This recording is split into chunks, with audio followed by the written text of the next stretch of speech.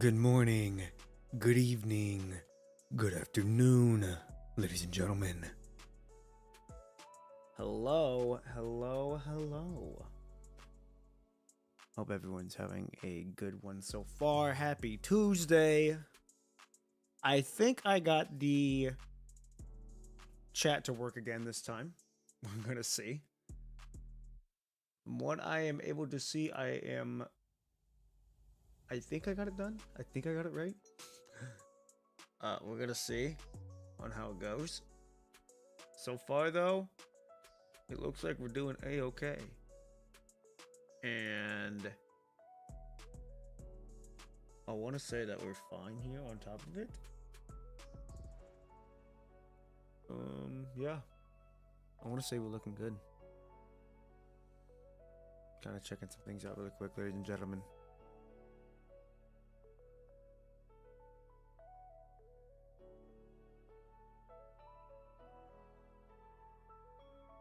Okay. There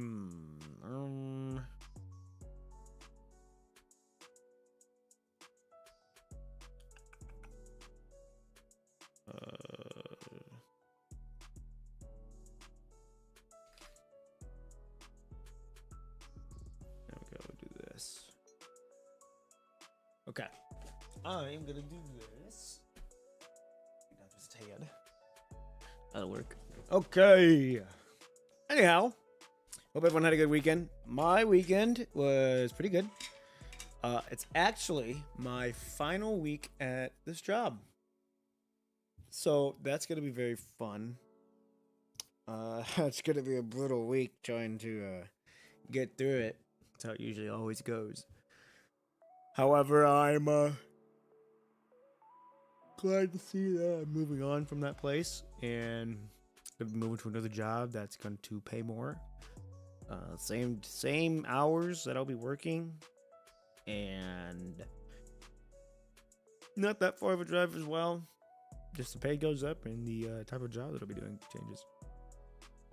But it'll be worth it. I think it'll be nice change of pace, just because I'll be getting paid more for one, and two, I'll be able to boost some things up on top of it. So I'm excited for it. Should be a new change of pace that I'm excited for. See how it's gonna go.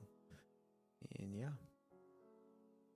And now if you haven't seen the short film, this recent short film, I would highly suggest you watch that. I did indeed tease the season finale to continue in that next episode.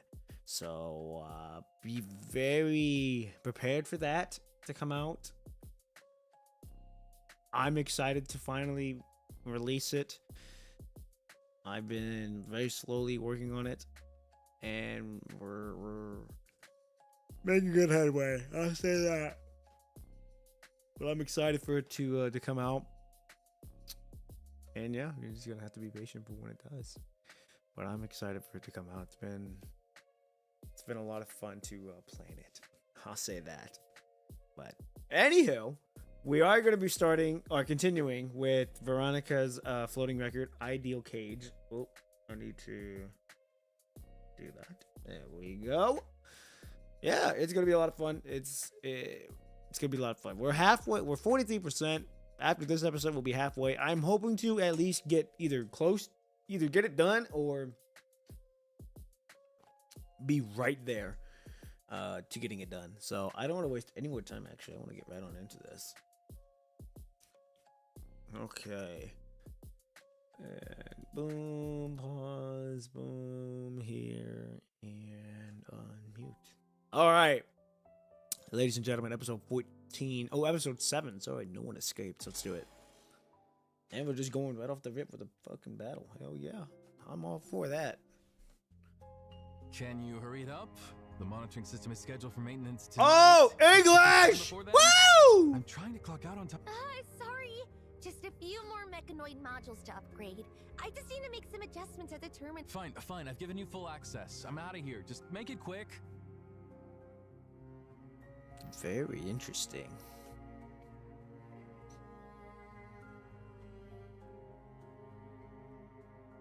So we're playing as her. Okay. Phew. Finally alone. Let me see. The match schedule system access should be... Got it. Dancing Dragon versus Veronica. Steel Chain versus Vertical Sword. Status switching. Input confirmed. Done. Now all of Veronica's systems have been set to awaiting maintenance. Veronica, I've got everything squared away for her special... God damn! She look good. Alright, let's cut off communications here. I'm getting a little antsy She about all looks these so annoyed. terms. Got it. That look of her is of disgust and annoyance. Oh my goodness. Haha.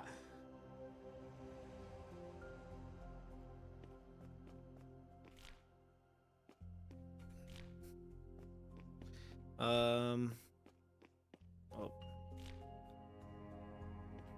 Oh, it's classic mode. Hold on. Switch to classic mode. Hold the left button to control the camera movement. POV. Yeah. Okay. I'm going to the mouse.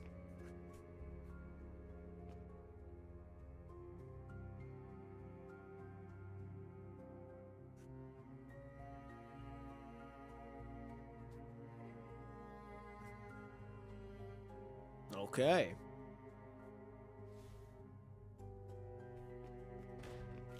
Pathetic trash.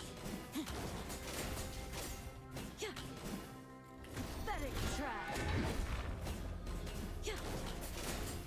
You're not fight. You're not worthy. Fight. Pathetic trash.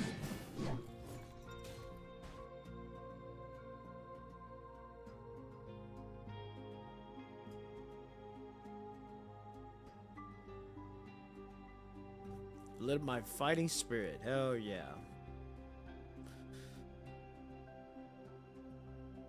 Alright, now we're gonna go this way.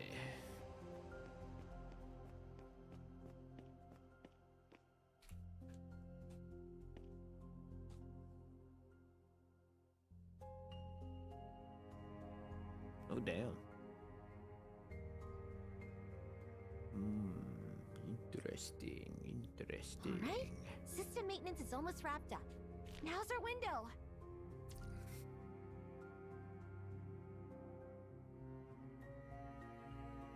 Oh.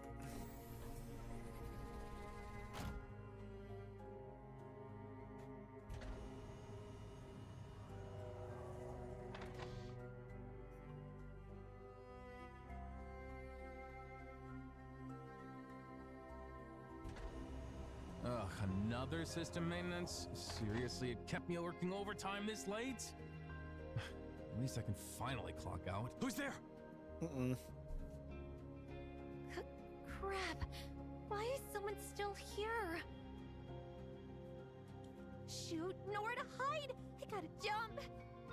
Well, looks like we're breaking a leg here.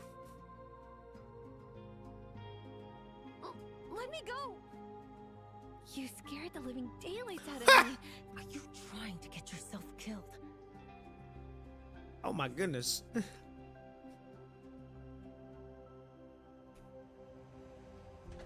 Perfect. Now's our chance. Their surveillance system is going into maintenance mode. No one will spot us. Stick close to me. We jailbreaking out of here.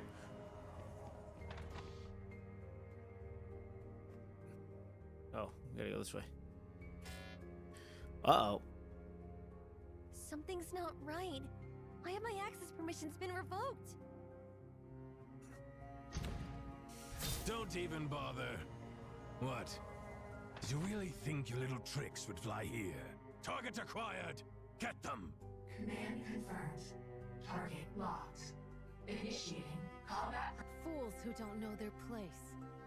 Anyone in my path will be eliminated. Oh yeah, she about to go crazy. Veronica, let me go! Veronica! Uh-oh.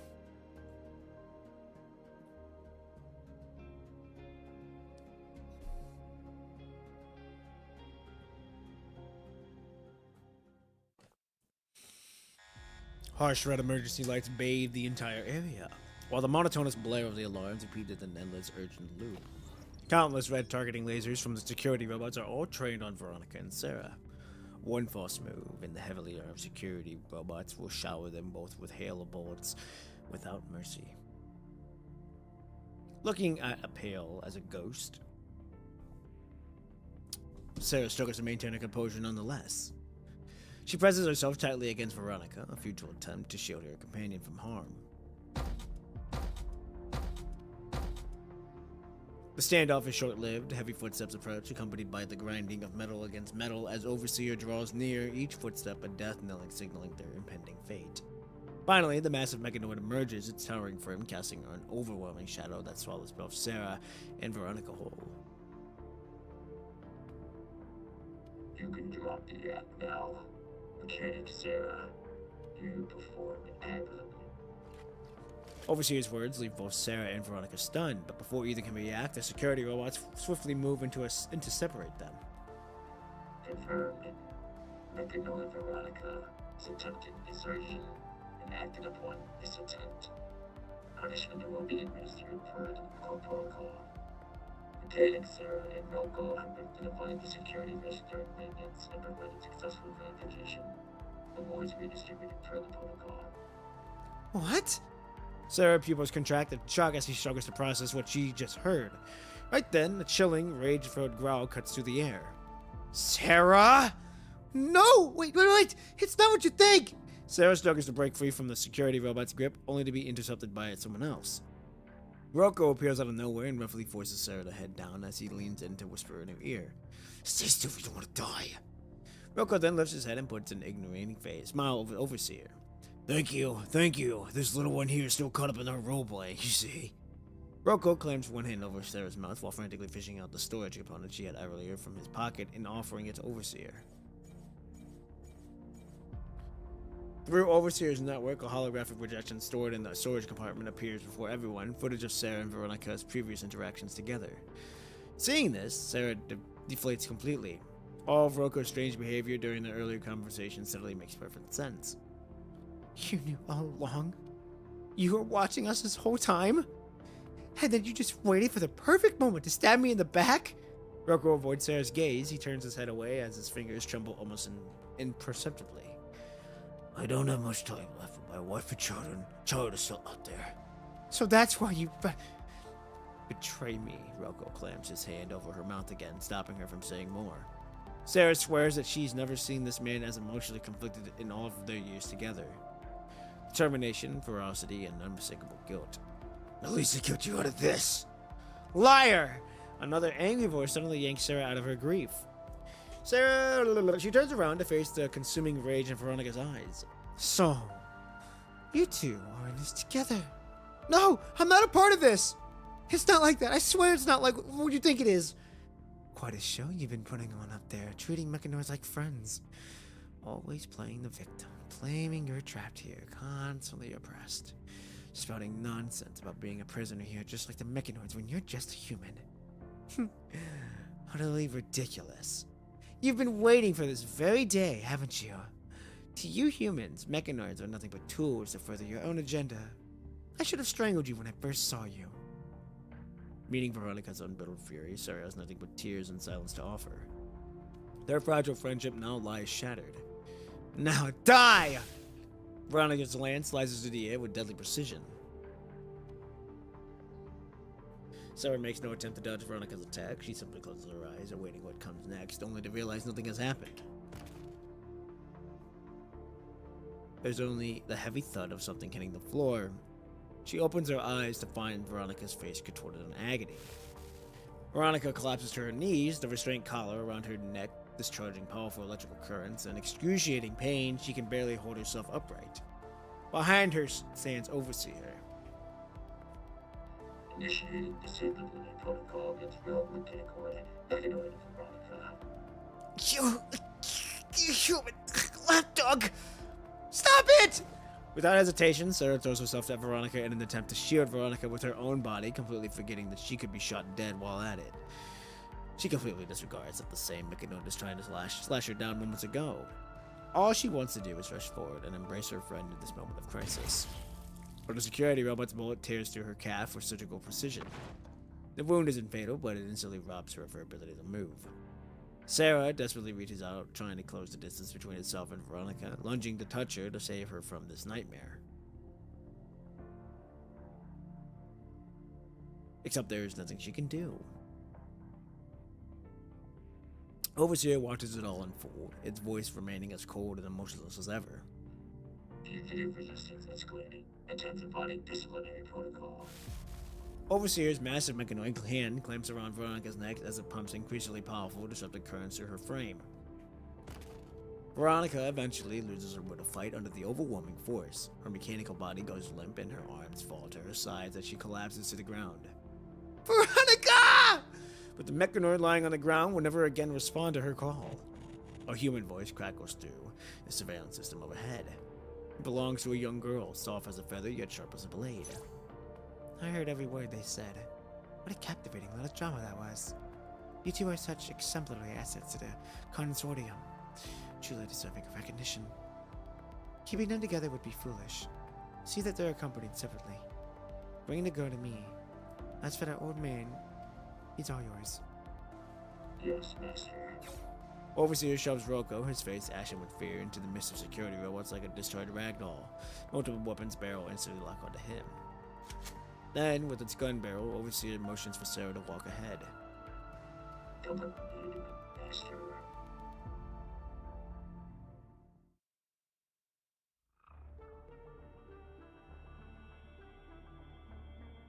Sarah enters the place she's never seen before, so dimly lit here that she can barely make out her surroundings.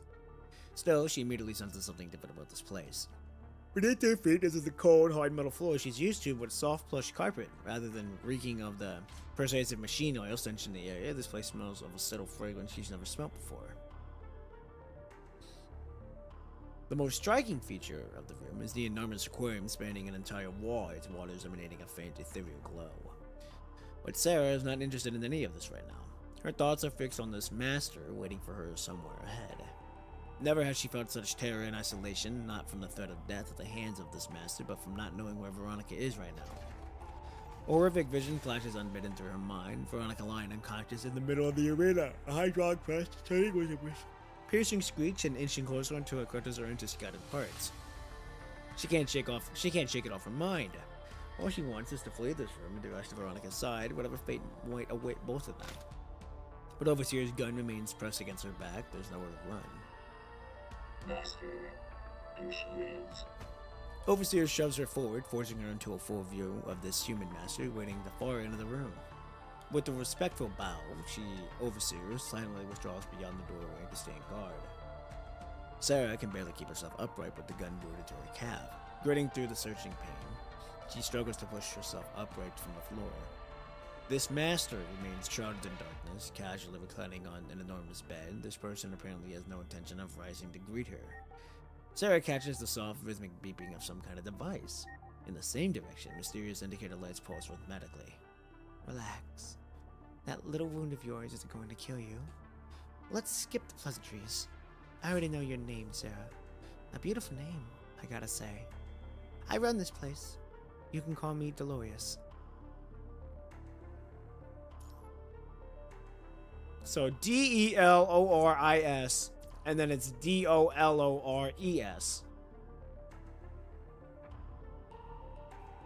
Huh? That don't make sense. Okay. Take it easy. Say, fancy some girl talk? Only now does this girl who calls herself Dolores slowly straightens herself on the massive bed. Her movements come with the soft whirling of mechanical joints. When Dolores' face catches the dim glow of the aquarium, Sarah finally sees her face, one with delicate youthful feature framed by raven black hair only that accentuates her unnaturally pallid skin. From beneath Dolores' dress, a web of strange tubes extend outward carrying all sorts of colorful fluids that pulse slowly through their transparent lengths. All of them connect to a bizarre machine whose indicator light blinks in their irregular rhythm. As Sarah traces the tubes at her destination, she grasps in horror. They pierce directly through Dolores' delicate skin at various spots across her body, effectively imprisoning Dolores to the massive bed. Please accept my apologies for not showing you a better version of myself. What the hell do you want from me? Didn't I already tell you? To give you your reward for being such an excellent employee. Why would you trust those useless pieces of junk? You don't actually believe a mechanoid you barely know would uncontrollably take your side just because you've exchanged a few words, do you? And you're still trying to speak up for her, here, when she just tried to kill you. How very sad. Only humans can truly understand one another's struggles, thoughts, and deepest desires. Don't you agree? I know exactly what you want. You want to be flying out there like a free little bird. With a knowing smile, Dolores eyes the wing pendant hanging from Sarah's neck. Freedom. That's exactly what I want too. You see, my goal is perfectly aligned. I could make this room the most comfortable and luxurious in the world, but I'm sick of being stuck here. I want to walk. I want to run. I want to indulge in every pleasure life has to offer. Anything would be better than living like this. Dolores seems to be growing more manic by the second. So, help me gain my freedom, and I'll grant you yours in return. You're going to complete my experimental project and repair my body. Sarah stares at Dolores in shock. No matter how Sarah looks at her, she appears entirely human. She can't even see the mechanical prosthetics on her. What do you mean? I'm not a doctor. Dolores puts on a wordless smile. She turns her face away to gaze at the aquarium beside her as though admiring its artificial landscape. But the massive tank contains no fish. The only inhabitants are a few oddly shaped hermit crabs slowly crawling about. One of them, hermit crabs, appears to be searching for a new home, persistently exploring all the shells on the tank floor with its claws. Eventually, it picks a shell that meets all of its requirements. The hermit crab slowly extracts itself from the old shell. Without protection, its soft, twisted body appears grotesquely vulnerable and hideous. It carefully maneuvers its body to slide into a new shell. Apparently satisfied with this new home, the crab starts walking and pincers again and continues in search for food.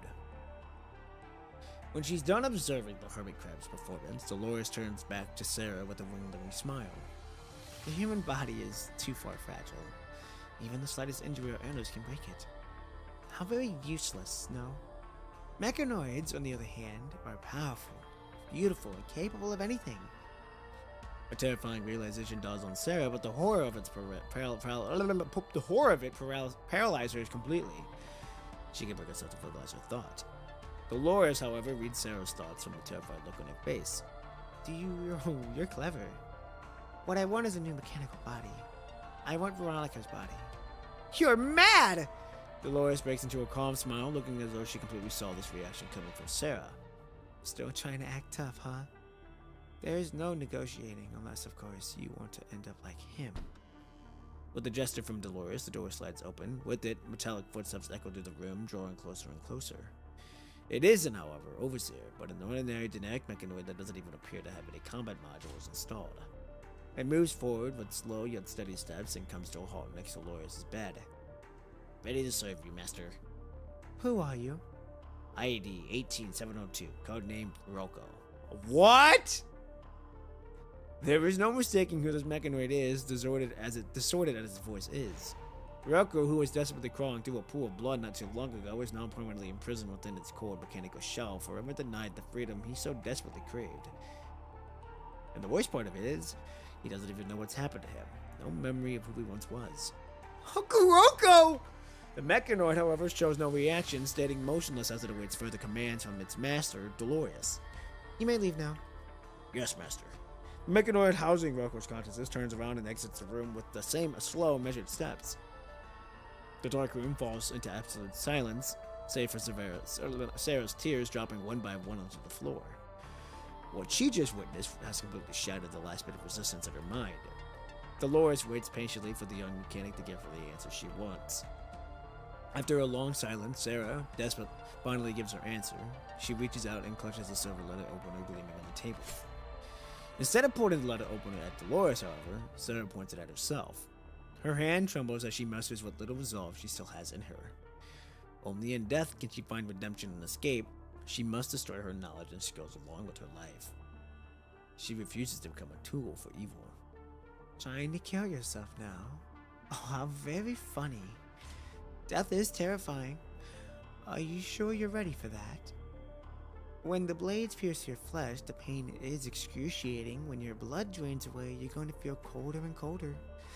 And when you die, you'll be lying in a pitch black earth while the worms slowly devour that pretty face of yours. Still think it's worth it? Dolores laughs softly, her venomous gaze cold as ice. Even if you die, I'd still be able to extract your entire consciousness and transfer it into any mechanoid I choose.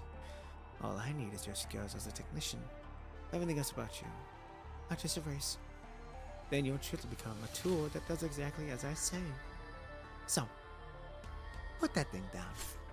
Says Dolores as she takes the letter opener from Sarah without much as breaking a sweat. Enough. Let's not waste any more time. We shouldn't keep Veronica waiting. Now, let's begin the feast, shall we? That's wild. Alright, episode 8, A Price of Flight. Let's do it.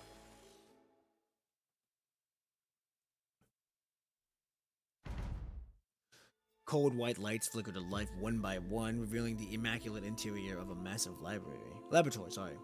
Every piece of equipment gleams with a startled brilliance. Ooh, what is this song? After years of dormancy, the laboratory awakens for its first reboot. At last, its master can finally fulfill her long-cherished dream. That is becoming an entirely new version of herself. Ooh, the guitar!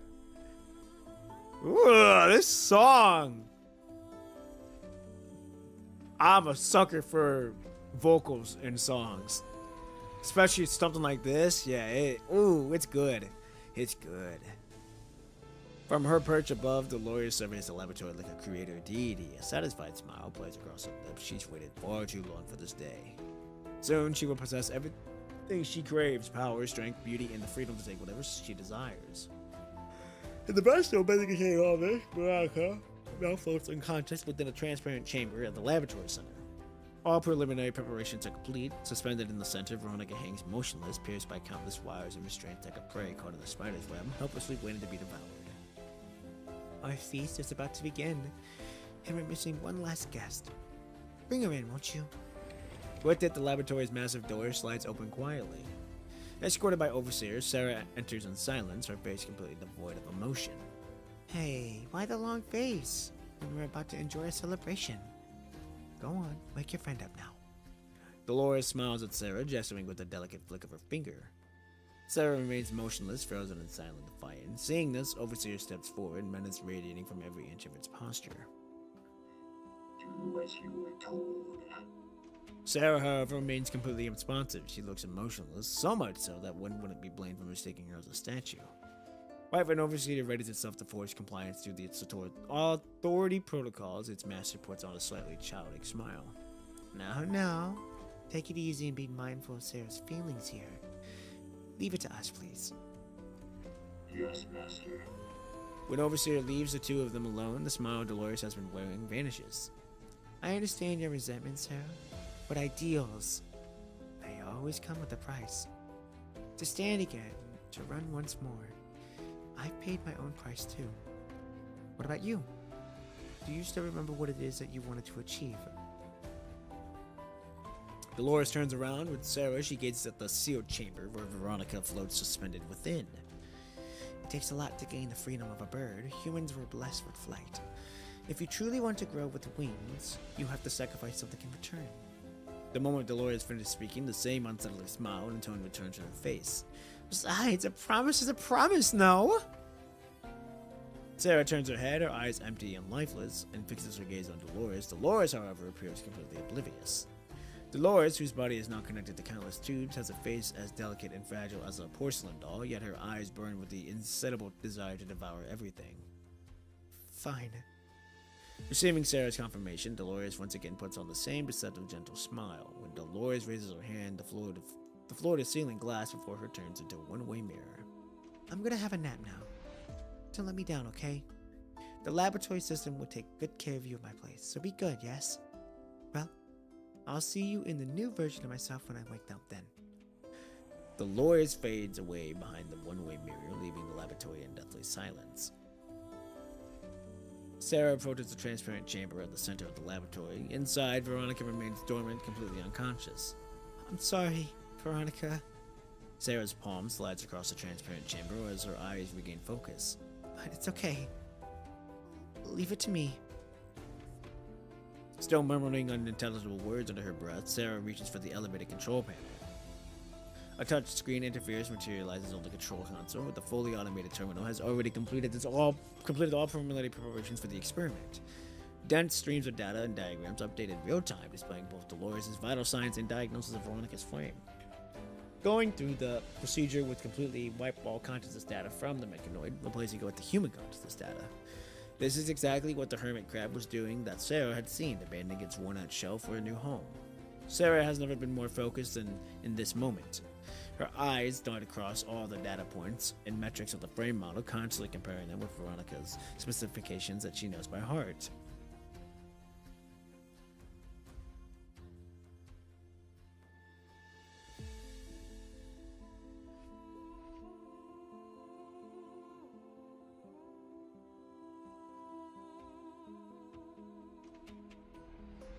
Hold on.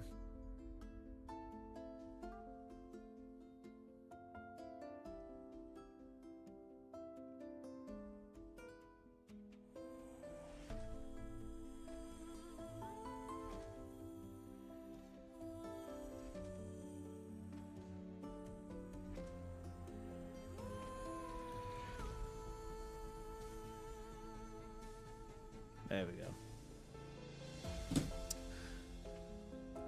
She understands every detail of the powerful precision-engineered mechanoid. Through countless maintenance routines and model upgrades, all specifications have been permanently committed to her memory. In this moment, she knows exactly what she must do throughout her life, giving up has never been part of her vocabulary. She takes a deep breath and begins working on the control panel.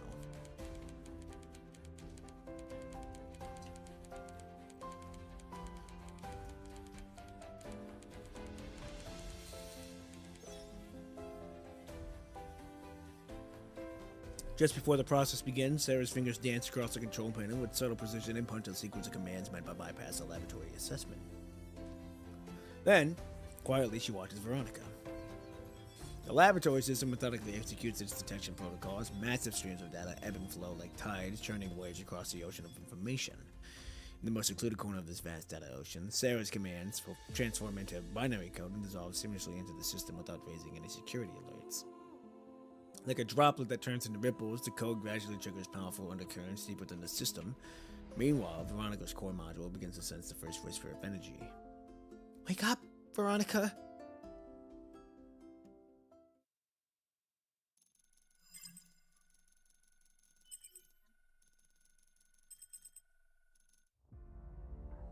Veronica, having so far been standing motionless in the center of the room, slowly opens her eyes. Her crimson irises meet Sarah's emerald gaze.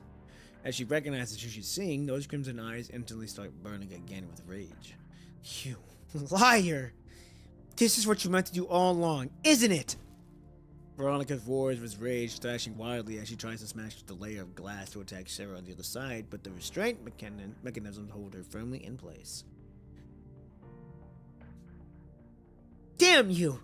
All those humans deserve a special place in hell. Every last one of you! Warning. Abnormal energy patterns detected on the unit's pilot module. The restraint mechanisms let out a sharp crackling sound as the connection cables snapped one after another, sending twisted metal fragments crowded across the floor in an instant. Holy shit! Veronica bursts forth at full power. She lunges herself instantly at the isolation barrier and rams against the reinforced glass with such fury that it reverberates with a thunderous clash. Meanwhile, Sarah stands perfectly still and gently places her hand against the transparent glass as if trying to reach out to the mechanoid on the other side. Veronica. You bastard! Liar! Veronica strikes the protective barrier again and again, frantically attacking the wall that stands between them, apparently channeling every ounce of her rage and hatred into each blow. No longer able to withstand Veronica's assault, the reinforced protective barrier starts giving in as spiderweb cracks starts forming and spread outward in all directions. That's it, Veronica. I'm sorry. I'm so sorry. With a gentle smile, Zara presses her forehead against the nearly shattered barrier as tears stream down her face, leaving icy trails across her skin. Because she wants to be closer to her friend, just a little bit closer. No justifications, no pleading, not even a farewell. She simply repeats what she wishes she could tell Veronica over and over in her heart. In this moment, she needs no words to make herself understood. That's it. The command sequence I used to bypass the laboratory system has taken effect and pushed Veronica's frame to its theoretical power threshold. She's now powerful enough to break free from all of this, to shatter the prison that has confined her for so long. So jump over my body if you must, Veronica. This is my atonement. As the protective barrier shatters completely, Sarah gently closes her eyes. Goodbye, Veronica. Oh shit, I forget we're fighting here, or we're doing some type of shit. Where am I? I'm not in that laboratory anymore.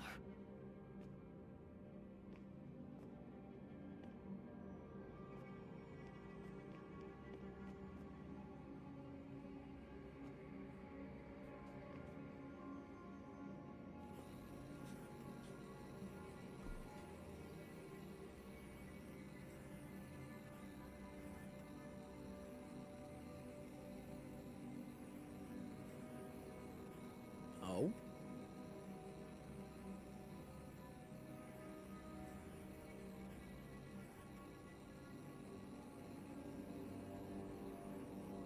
Who's there? Oh gosh. Spooky, spooky PGR.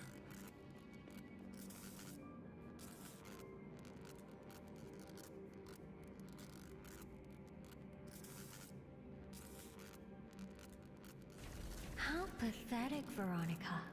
She really pulled one over on you, didn't she? Who are you? Oh gosh, it's spooky, spooky PGR all over again. It's spooky, spooky PGR all over again.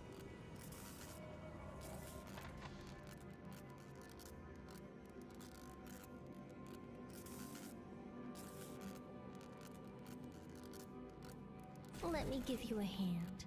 I'll get you out of this place.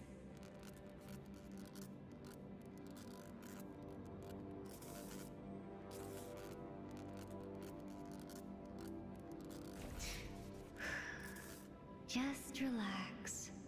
This won't take long. Hmm.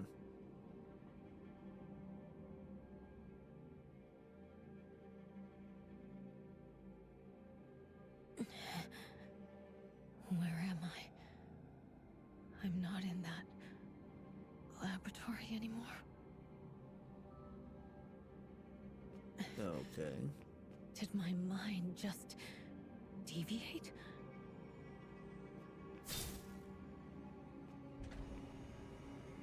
Target control integrity compromised. Intercept. Target attempted escape. You honestly think you can stop me? You're not worthy! Hey. Pathetic trash! Yeah. Yeah.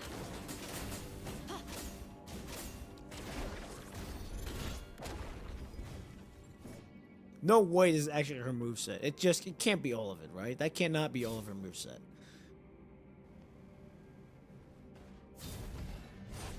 Oh, shit. Pathetic trash!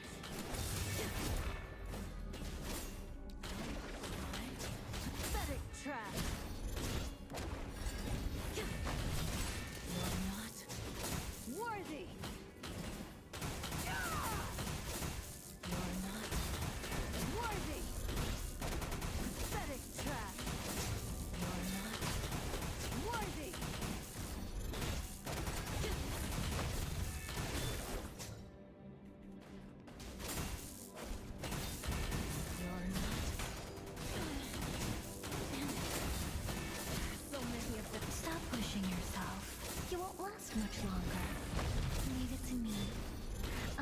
escape?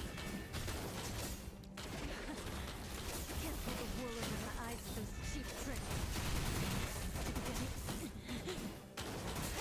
Veronica, it's me. I'm here to help you. Veronica, it's me. I'm here to help you. Veronica, it's me. It's me. I'm here to help you. I'm here to help you. Get out of my mind! You're not better than trash. You're not worthy. God damn, how many are there? Better trash. You're not worthy.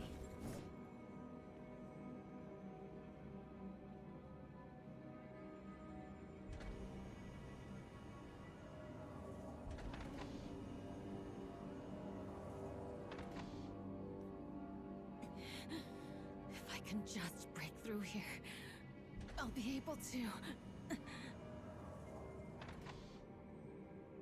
Wake up, Veronica.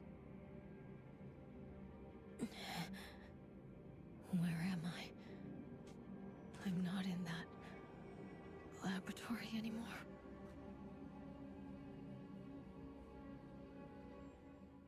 Okay. In what seems to be an endless cycle of dark reincarnation, Veronica's consciousness appears to be drawn into a shadowy void. She feels as though she's walking through an endless dark corridor where each door she pushes open only reveals another identical hallway stretching before her. Darkness with nothing but endless, infinite darkness.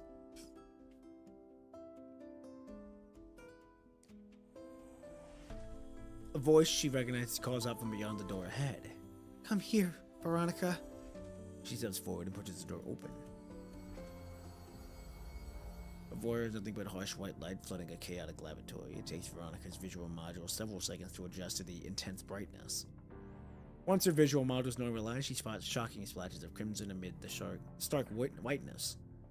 Among the scattered glass shards and twisted metal lies Sarah, her body completely drenched in blood. With what little strength she has left, Sarah holds open the laboratory security door.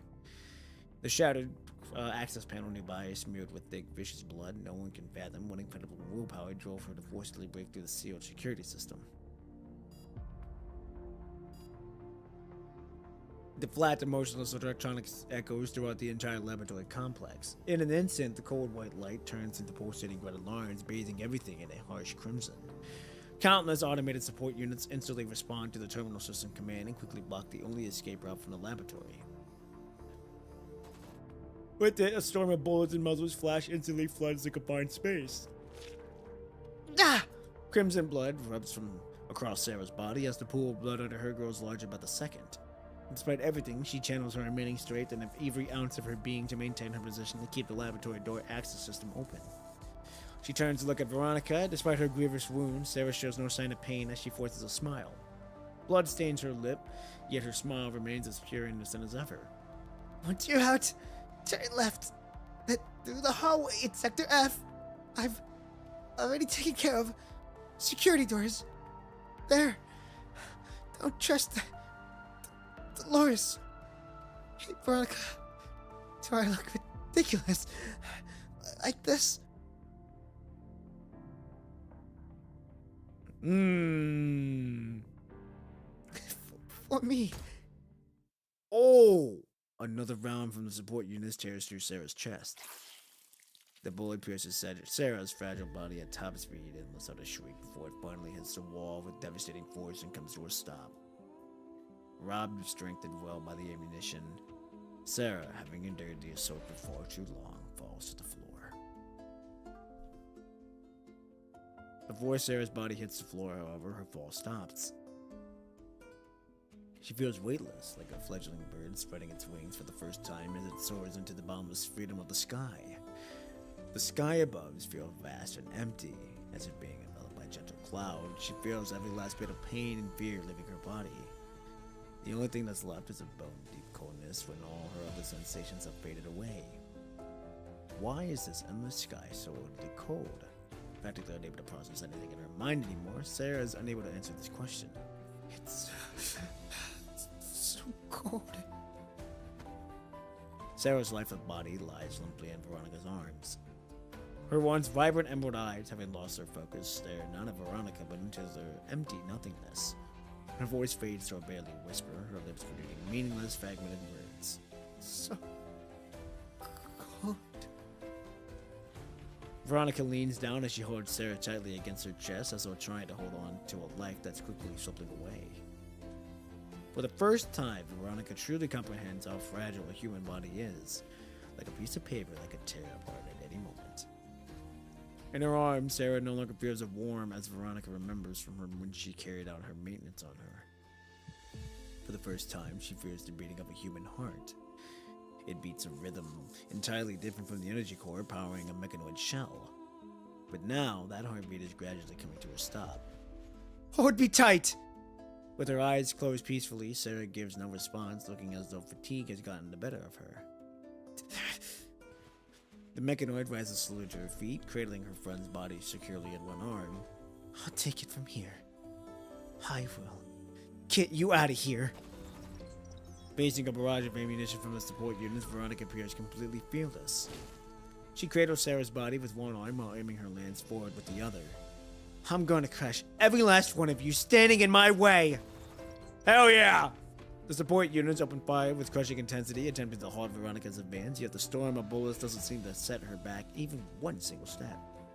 Determined to fight her way through, she wields her lance, ignoring the mounting damage from her frame, as she thrusts and cuts with relentless fury.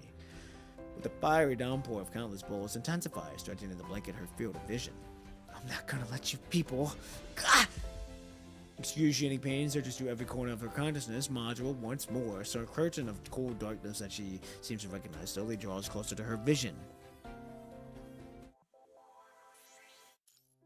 Episode 9, Beyond Falsehood. Veronica finds herself adrift once more in an endless void, yet her consciousness module registers neither pain nor confusion. Only the sensation of resisting comfortably upon something soft. The air that doesn't reek of the same smell of machine oil and vital fluid from her memories. Instead, a gentle breeze dances across her frame, carrying it with a resembling coolness. Then she hears a voice she knows by heart. Wakey, wakey! Ha! Wakey, wakey! Slowly, Veronica wakes up to the voice. When she opens her eyes, she sees the same smile on her human friend. A cold jolt of alertness surges through Veronica's consciousness model. She bolts upright and reaches for her lance, but her fingers only find soft fabric beneath her. Where are we? Where have they locked us into this time? Sarah only offers a reassuring smile in response. Pat, that's the same nightmare again. Or bet it's that same nightmare again. Huh? It's been so long and you're still haunted by those dreams every night. It's okay though. Why don't you rest here a little longer? Veronica scans her unfamiliar surroundings with cautious eyes, but finds no gunfire, no blood, and no trace of laboratory equipment anywhere. Her eyes find no trace of the mechanoid's arena cold metal surfaces, only humble soft fabric surrounding her on all sides. Above her, the same fabric stretches and flutters constantly in the strong wind. Soft white specks drift in the wind, drift in with the wind, reminiscent of the dust in the arena as they land on her frame with an icy touch. Yet, unlike dust, they're pristinely pure and soft. Veronica, look! It's snowing outside! Sarah excitedly catches the delicate snowflakes on her fingertips, her face lighting up with joy. Before Veronica even knows what is happening, Sarah grabs her hand and pulls her outside the shelter. The gentle chill she's barely felt inside suddenly intensifies as a gust of wind carrying white tiny specks sweep across her face. A vast expanse of white unfolds before her, something like the harsh, sterile white that permeated the laboratory, but something soft and pure, stretching as far as her visual models can perceive.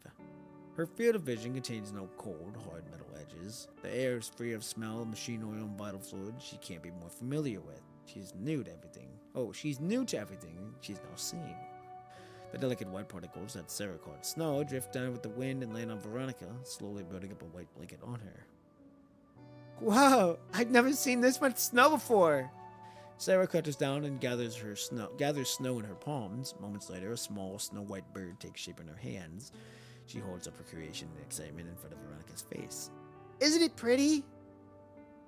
But Veronica remains unmoved by Sarah's cheerfulness, her cold, vigilant eyes continuing to scan the snowy landscape for any sign of danger. Be quiet. Go back inside and hide. Those people, they could find us at any moment. So you don't remember any of it. We escaped from that arena ages ago. Don't worry, everything in that place has been destroyed. No one's going to drag us back there ever again.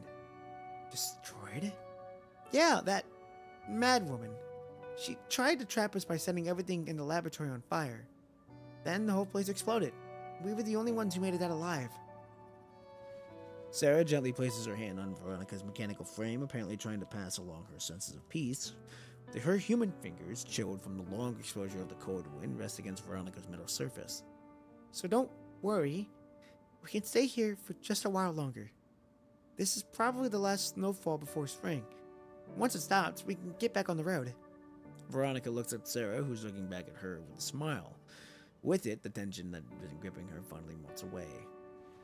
The two sit side by side on the soft snow, letting the drifting snowflakes settle gently upon their shoulders. Where are we going after this? Anywhere we want. The world out there is big, so we can just go wherever we want to go. Or we could stay right here and make this place our home. As long as we can stay together like this, that's all that matters. Alright.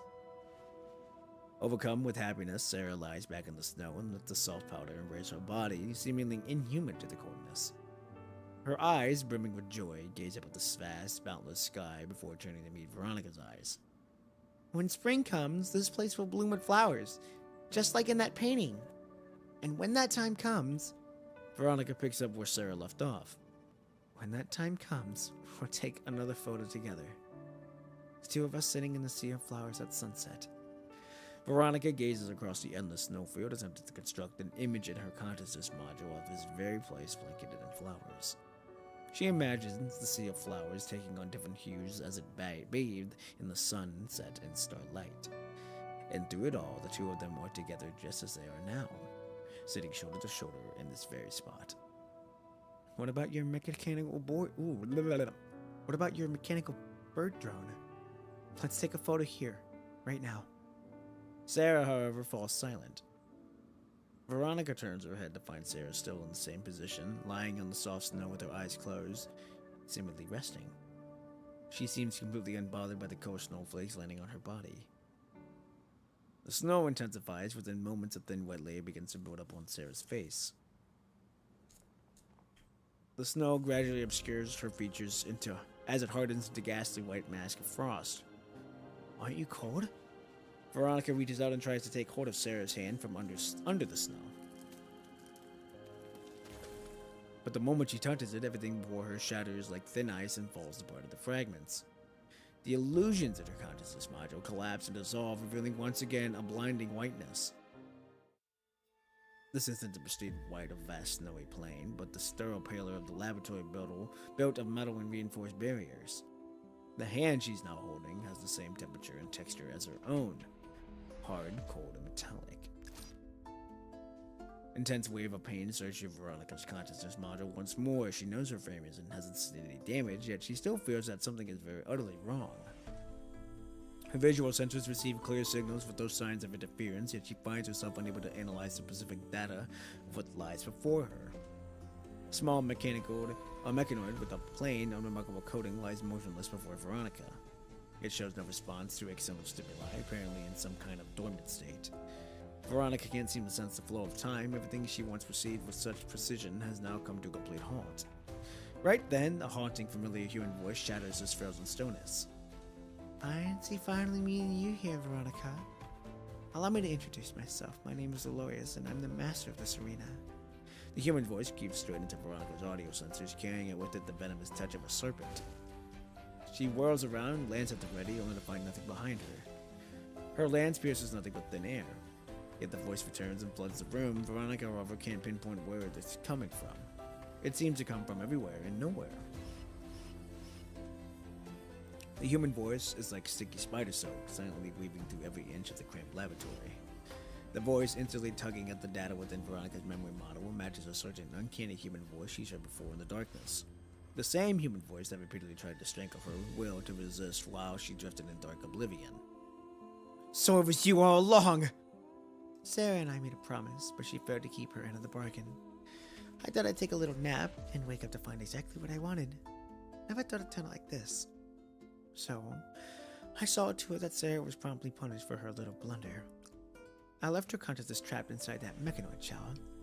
I should be able to take her time to reflect upon her mistake. The voice continues as it goes from being intangible to taking on a definite form. Behind the one-way mirror in front of Veronica, the voice continues to spew unbearable venom. The mirror reflects Veronica's face, twisting with rage. She swings her lance, shattering the mirror in countless pieces. Except there's nothing behind the shattered mirror. Right then, she hears sadistic, delightful giggling coming from somewhere else. Show yourself now! Don't be such a coward! Show yourself now, and I'll lend you an ear to any last words you have to say. You don't want to wait until I drive my lance through your throat! Again, nothing but giggling, soft and sickly sweet. The girl behind the voice laughs like she's heard something extremely amusing. You know, Veronica, you're different from all the other mechanoids in this arena, huh? They were no better than garbage, worthless, useless hunks of metal. Shut up! Come on, I had my eye on you all along. Let me at least finish what I have to say, will you? You know, your dear friend Sarah.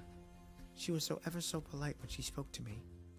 I know you want to wrap your hands around my throat and ask me to give you your friend back, but I'm not that kind of villain who's destined for a tragic ending. So, leave it to me. Let's get ourselves ready for some entertainment now. Well then, are you ready to meet your friend, Veronica? Wakey, wakey, Sarah. With a hard scraping of metal, the mechanoid has been in sleep mode slowly rises to her feet. I am ready to serve you, Master. Target of attack. Awaiting confirmation. Your target is Veronica. Now, kill her for me! That's fucked up. That's fucked up. That's fucked up. Haha.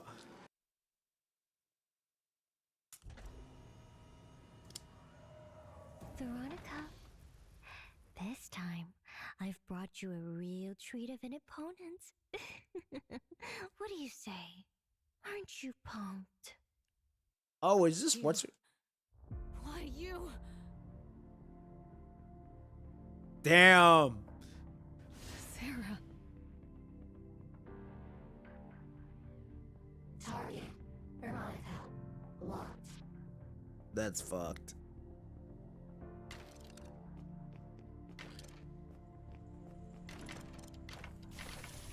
Sarah, snap out of it. Target. Veronica. Veronica.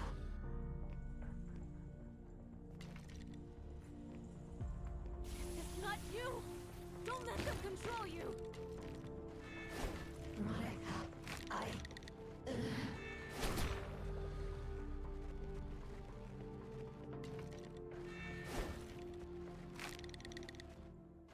Damn.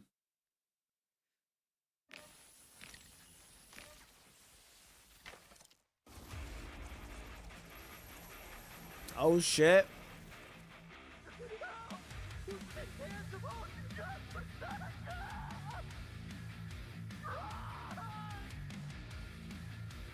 What's going on? I need to stop.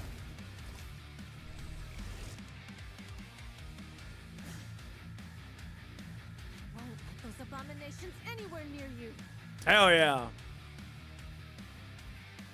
Ooh, I like the music. The music's pretty good.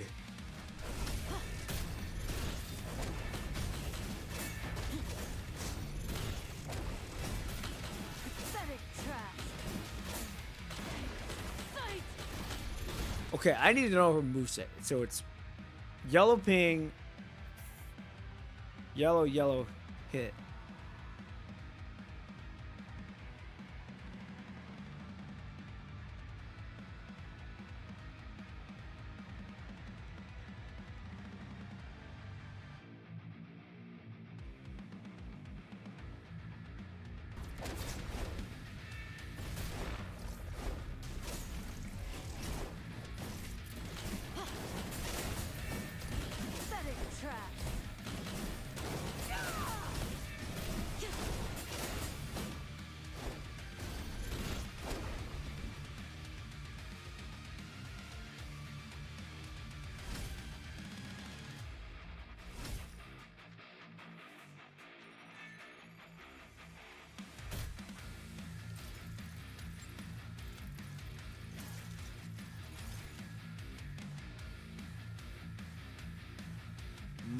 What you gonna do about it?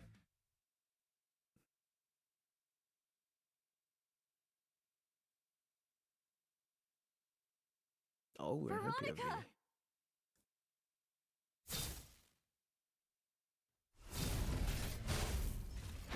Hold on. We're not out of this yet. We're getting dragged? Yes, we are. Hang in there. We're almost at the maintenance room. Just up ahead. Really? This is interesting on how they're doing this.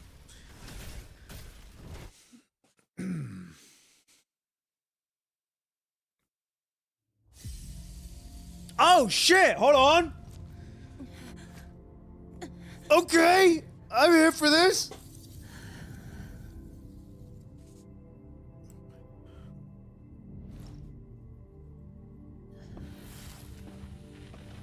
Oh! Wakey, wakey. That's impossible. Time to say goodbye. Oh shit.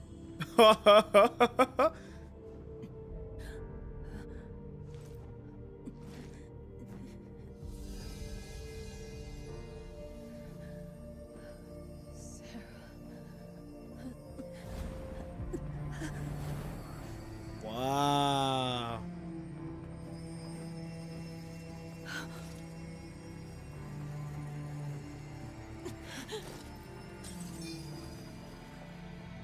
Ah, it's a necklace.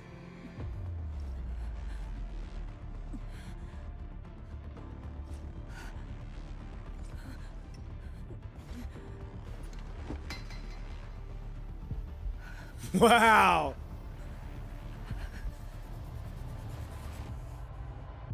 Ooh, shit.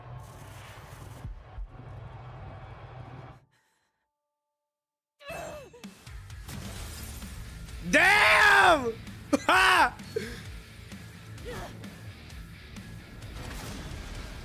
Oh shit! Ha! She ready to go crazy!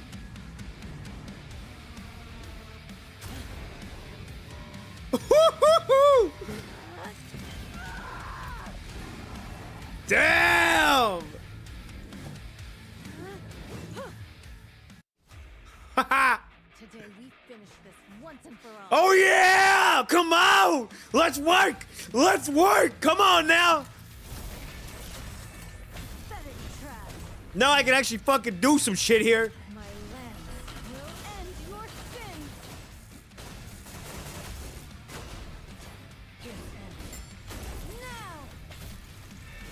You're wide open. Prepare to be shattered. Yo! That was crazy, bro. Oh my goodness.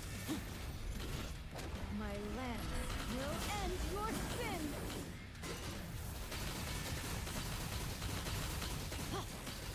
This ends. Behold your execution. You're wide open. This ends. Prepare to be shattered. Dude, that's crazy. I like her. Now I can actually fucking use her moveset. About damn time. End your sins.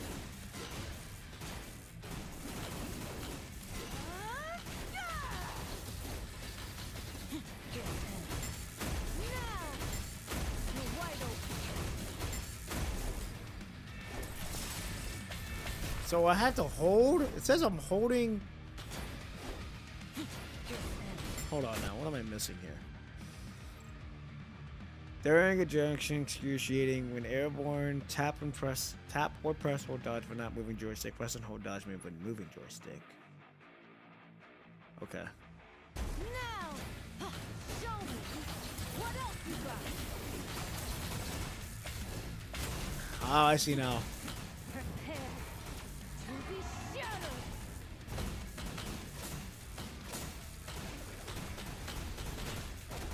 My lance will end your sins.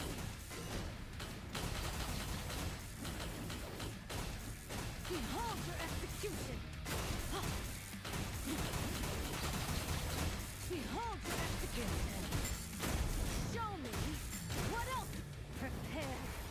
I like her moveset now that I know what the hell I'm doing with it.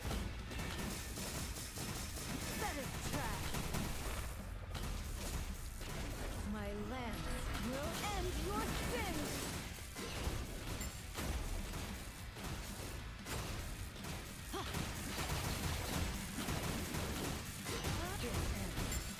Now.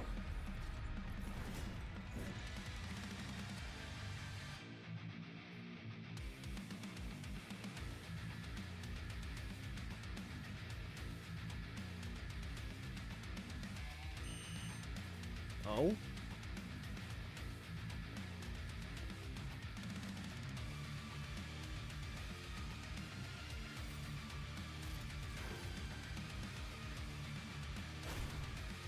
Whee! Oh yeah. Alright. We gotta move. We gotta go.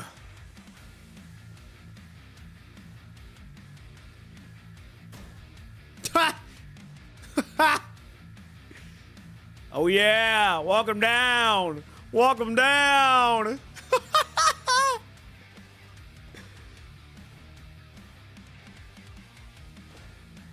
Oh! Yo, he's with us. What the hell? Will end your sins. Now.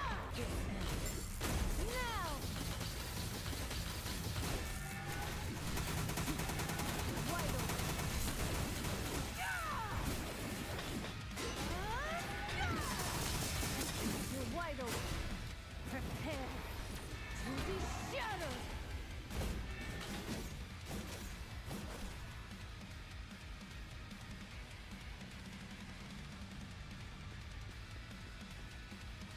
Oh, so she's got an AoE effect. Okay, good to know.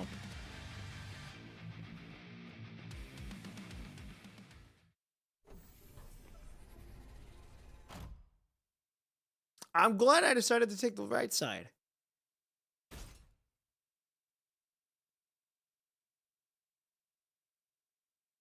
Damn, she walking him down. Damn! Damn! People who were that robot, they wish they were that robot. Respectfully. I know they wish. We're moving.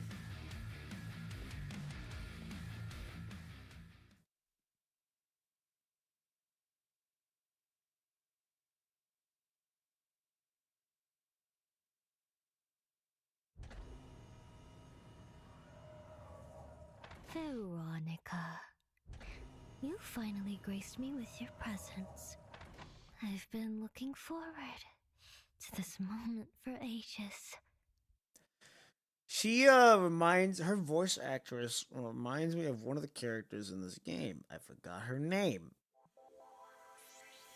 Read the unsent letter on the computer in Sarah's room. Oh shit! There was a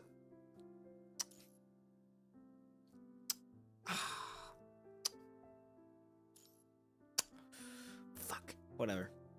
Whatever. Ah, damn it! I'm gonna have to read it. We're going back. God damn it.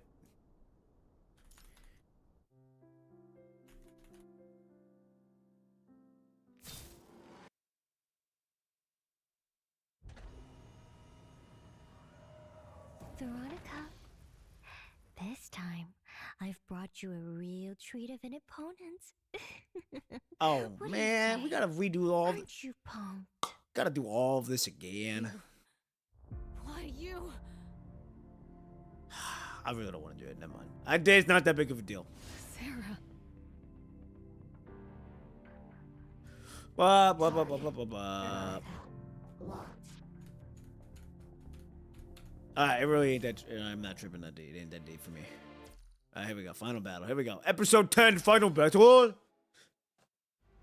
Veronica strides through the deserted hallway with nothing standing in her way. The wings extended from her back cast shadows in her wake. The support units that previously converted the arena and laid down suppressive fire against her now lie in grotesque, twisted heaps. All the support units apparently have fallen into bizarre chaos or attacking one another. Shattered parts of them litter the corridor before they get stained with vital fluid leaking from their broken bodies. One of the support units, apparently having sensed Veronica's approach, pivots and locks its visual model on her. Its visual model, usually glowing with a steady blue gleam, now frantically flashes with rapid pulls, and beyond it, Veronica finally sees her, the human girl hidden away all this time, the one behind all this brutality and suffering. Veronica descends to the darkness like death, ready to take Dolores' life. Dolores, however, remains unfazed, maintaining her composure without budging an inch. She reclines in her sumptuous bed, enveloped in a soft velvet and lance. Beneath these luxurious fabrics, her face is pale and to the point of appearing translucent.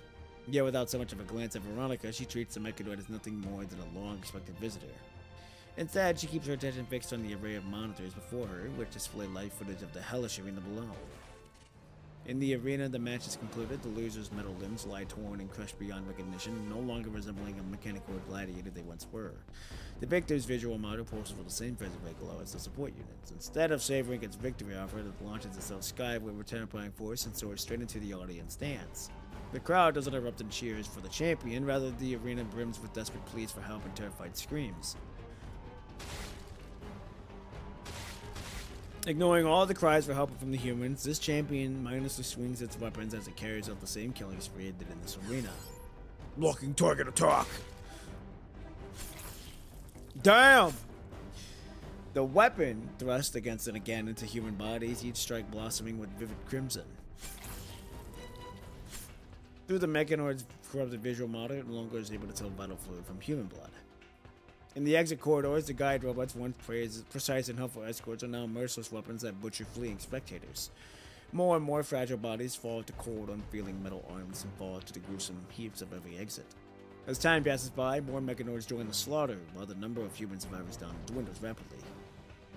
A few survivors hide in shadows, desperately trying to call for help, but every terminal now displays nothing but white static. No one in the arena knows exactly what's causing this chaos. As mechanoids pierce through the flesh and bone, none of the victims realize it is the punishing virus that wreaked its havoc on humanity. A new age of unprecedented cruelty has quietly begun.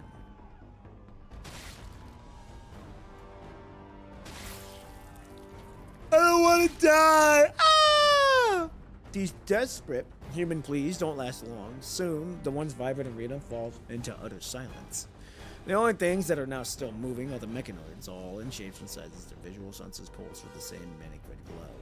Yet the human girl witnessing this carnage shows no trace of fear or panic. Instead, she wears an excited smile across her face.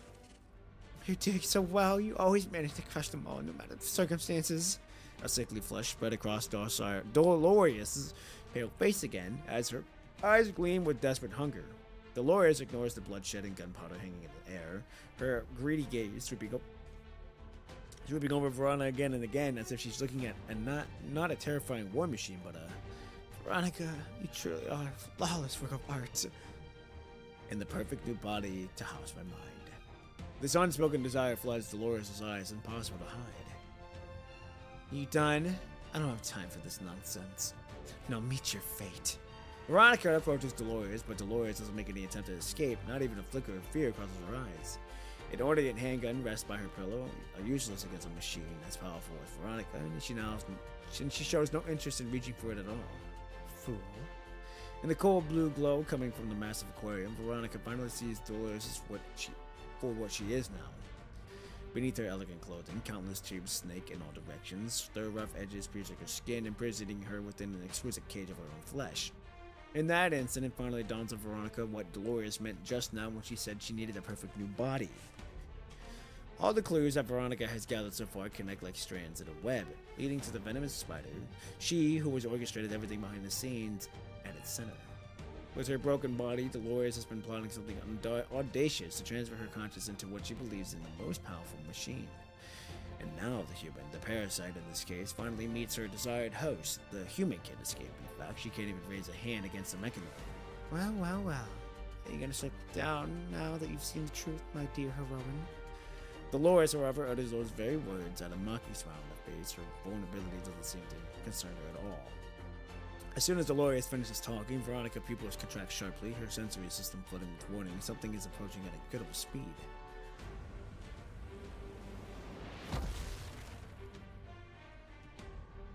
Oh shit. It's the robot. Oh, and I think I just broke my headphones. Oh, no fucking way I did. Ain't that a bitch? Ain't that a bitch? Oh, that is so sad. Ah. And it looks like my chat is still not wanting to work, which is very fun. Equinox, good morning, good evening, good afternoon, wherever you may be. Hope you're having a good one so far. Watch Kuro give us a wedding for Veronica next. That would be wild if they did. Damn it, I can't believe I gotta give him a record. Oh, wait. Oh, it fixed. Yay! We're good. As the dust, I hope you're having a good one so far. You're just in time. We're on the back end of Veronica's chapter now. We're on episode 10, I think. So we're right there. But glad to have you here. Let's get on with this battle. As the dust settles, the object that was coming at Veronica reveals itself. None other than the observer, now standing obediently by Dolores. Now, it's time we get some cleanup done. Oh yeah, we about to be crazy with this shit. We finna be going wild. Let's do this. Oh!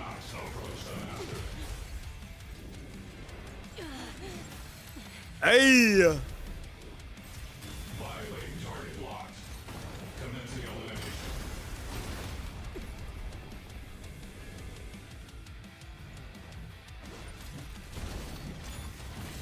Well, goddamn. Come on now, let's dance. My lance will end.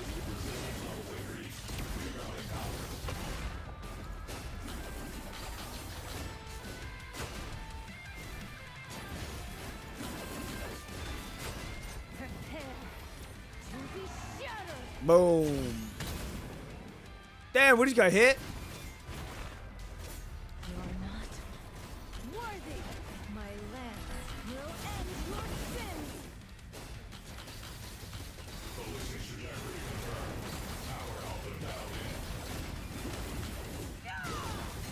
Prepare to be shattered. Come on. This is gonna be a long fucking battle, but it's alright.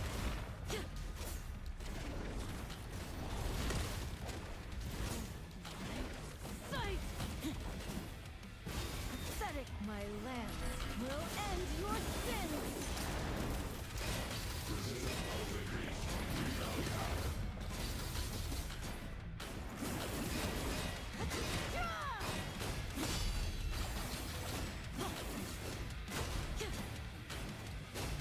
Show me.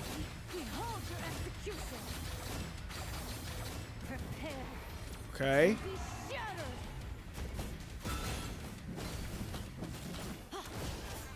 Pathetic.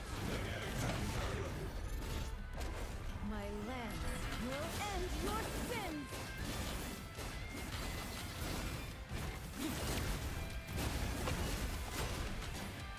You're wide open. Oh! Damn, that was new. I didn't fucking see that. Prepare to be shattered. I guess I gotta hold that?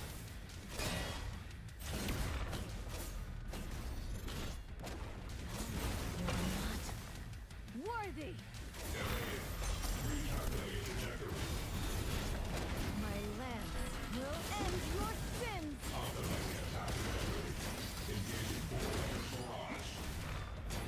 You're wide open. Show me what else you got.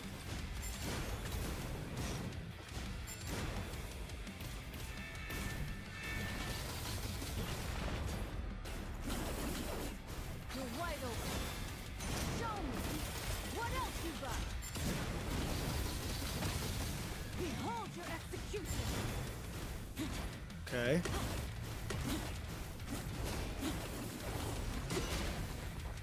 Pain keeps me alive.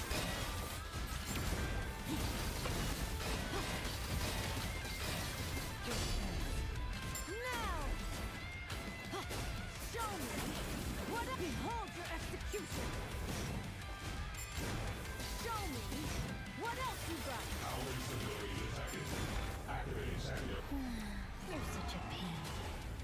Completely useless, aren't you? Fight! No way, he's getting healed. Pathetic trash. My lance will end your sins.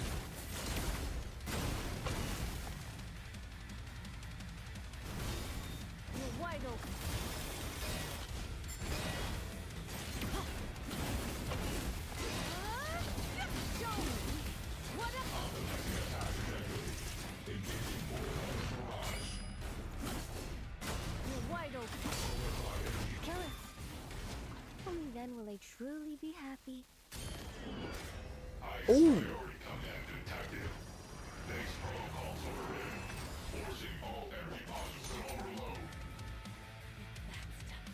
you betrayed your own kind. Go straight to hell! I'm the greedy one, Veronica. I don't just want your body. I want your power and your perfection. You and your little mechanical lapdog. You both deserve to die! Pathetic trash. Oh yeah! Come on now. Will end your sins. Impact trajectory confirmed.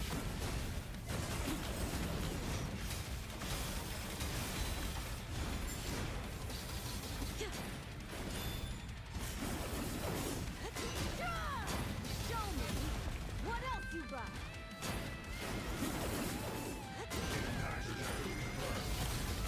You're wide open.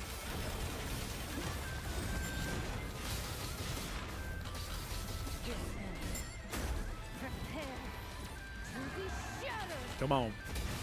I'm right there. Pain keeps me alive. Sight! My lance will end your sins!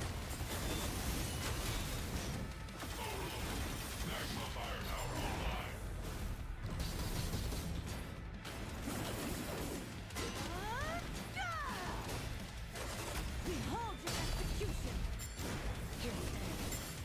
Now! Pain keeps me. You're wide open. You're wide open. Good enough. God damn it. That's not what I wanted. You waste.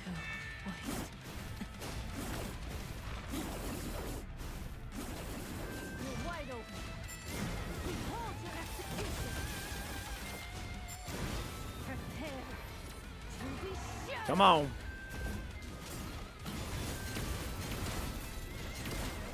My lance will end your sins. Get ready. Now. You're wide open. Show me what else you got. Behold your execution.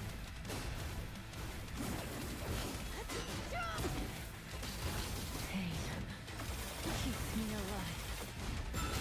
Behold your prepare Come on. to be shattered. Amplify doesn't only buff your team, but amplifies the violence. Yeah.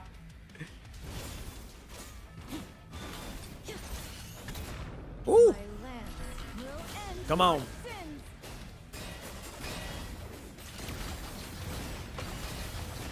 You're wide open. Show me. Behold your execution. Now.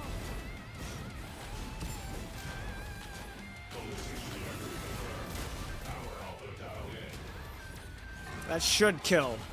Oh, it didn't kill. You gotta be fucking kidding me. My lance will end your sins.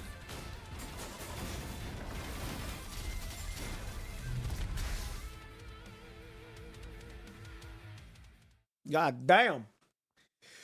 Silence floods the room. No human cries, no mechanical whirling. Only stillness remains.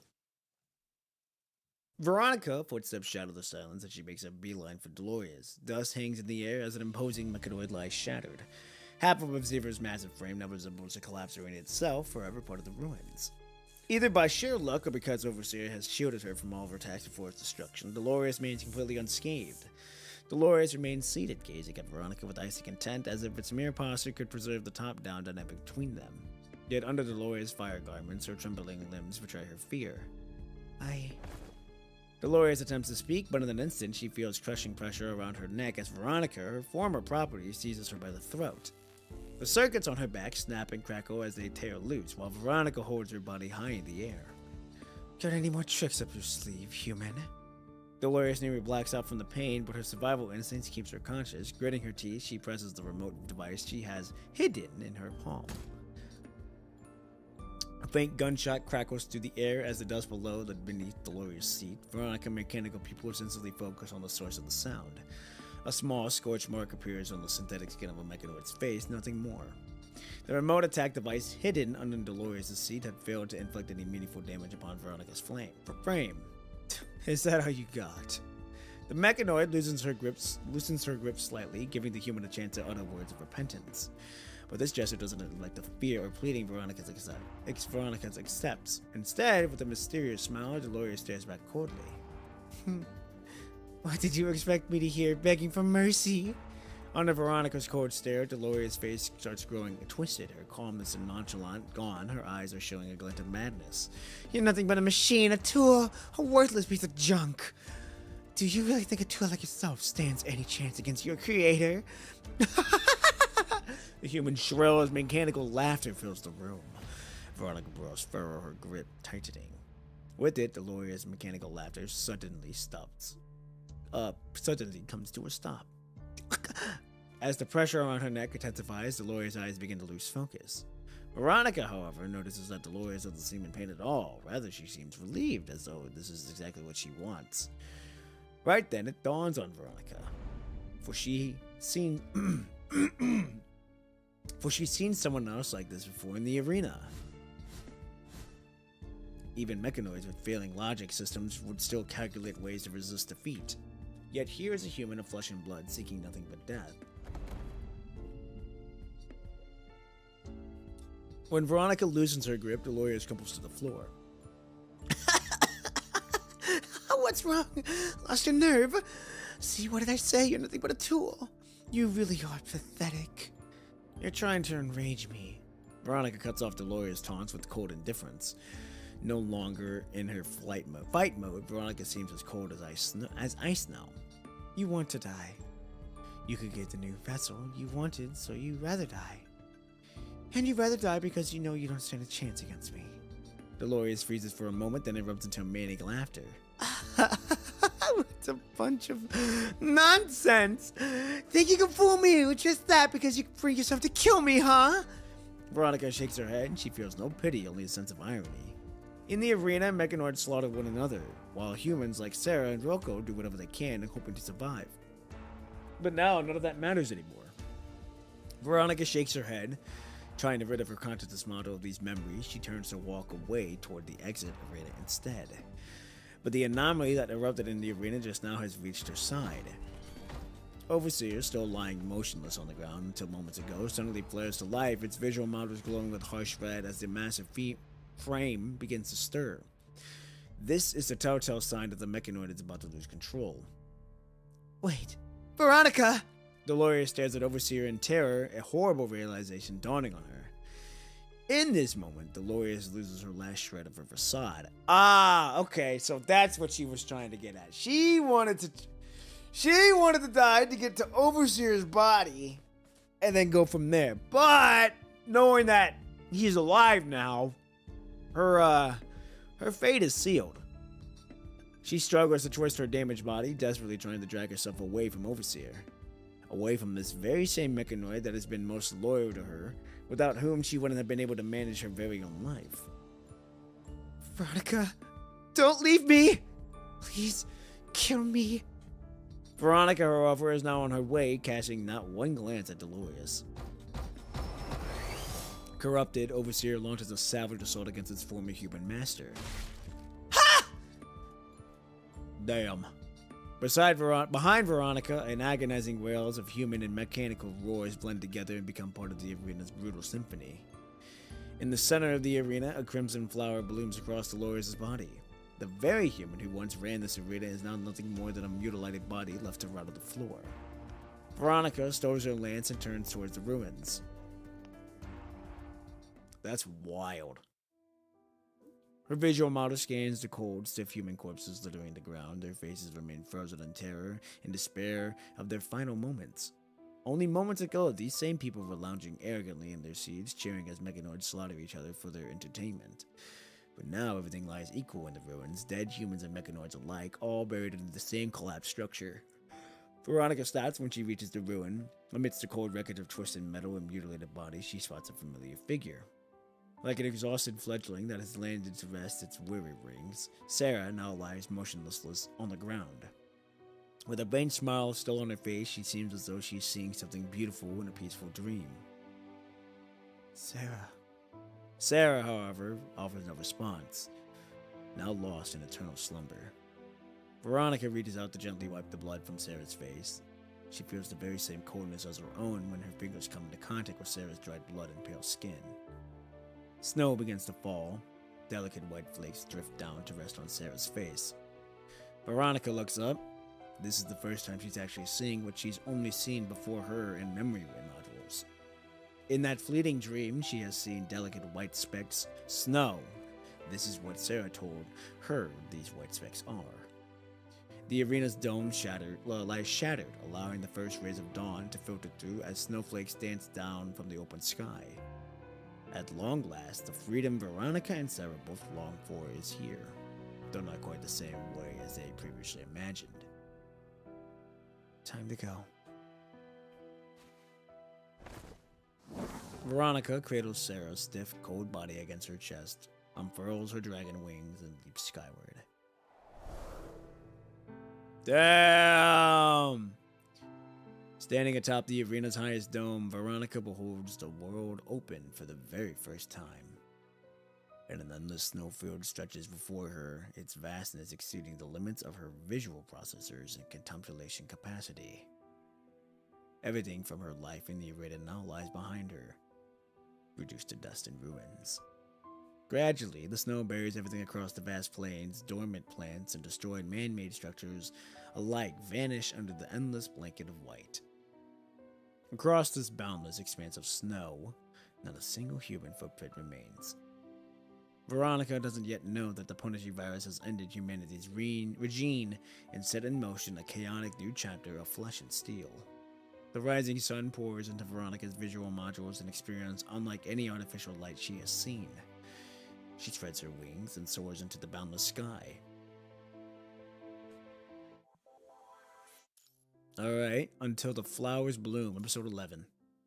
Damn! Oh, God! Come on, bro. God damn, dude, that artwork looks good. And the music sets the tone so well. Alright, here we go. Directions, objectives, combat techniques, assigned tasks. These were the inedible protocols embedded in Veronica's consciousness from her life as a mechanical gladiator. And yet she's never been programmed to know what to do when she's presented with an infinite numbers of paths to choose from down the road. The human mind, adaptable as it is, wouldn't know what to do in this situation better than the calculating mind of a mechanoid, except there is not a single human left to guide her now. The girl who was once her teacher on all things human is no longer able to answer any of her questions. Human bodies contain no data storage modules to preserve memories and thoughts, making death irreversible once life vanishes from their ever so fragile carnal shell. Why is it that she can't bring herself to let go of this lifeless human body in her arms? Veronica has no answer to this question. She simply continues her solitary journey across the endless snowfield. Snowflakes settle gently upon Sarah's body, and yet these delicate crystals will never melt. Veronica presses on against the biting wind, leaving only a trail of footprints across the barren wilderness. A mechanical consciousness only registers the data markers on each day's beginning and end, unable to grasp the true meaning of time. Then, one day, it isn't the snowflakes that come with the wind anymore, but rather something soft and colorful. The flower petals are what they are called, according to Sarah. With it, Veronica senses a distinct shift in temperature and humidity. A gentle breeze stirs the sun crest the horizon once more. The world around her is now a tapestry of colors, utterly unlike the snowland she's grown used to. Flowers sway in the breeze, and the carpet and the landscape in the distant horizon. The breeze sends petals through the air as the leaves gentle touches on Veronica's bionic skin. Flowers. Flowers are wonderful things. Just look at them. It makes me happy. But there isn't any here. And there's nothing but metal here. They're probably just gonna turn flowers into dried specimens if they ever get any. When we get out of here, I'll take you to see real flowers. Somewhere with hillsides completely blanketed in blossoms or in blooms. Veronica gently lays Sarah's body among the blossoming flowers. Flowers sway in Veronica's optical modules as her metal fingers touch the moist soil and velvety petals. They feel nothing like the cold metallic objects she's used to, leaving her momentarily disoriented. Just looking at them makes me happy. Veronica repeats what Sarah once said, failing to see how flowers can make anyone happy. Yet in her conscious model, Veronica feels a flutter. Something within her mechanism falters for just a moment, as if trying to convey an emotion beyond the mechanoid's interpretation. I still don't understand a whole bunch of things that you told me, but I think you would have wanted to stay here. Damn. As the sun descends toward the horizon, a small grave marker stands in the field. Blooming flowers surrounded the rough wooden sign, while the dying sunlight bathes everything in a deep crimson glow.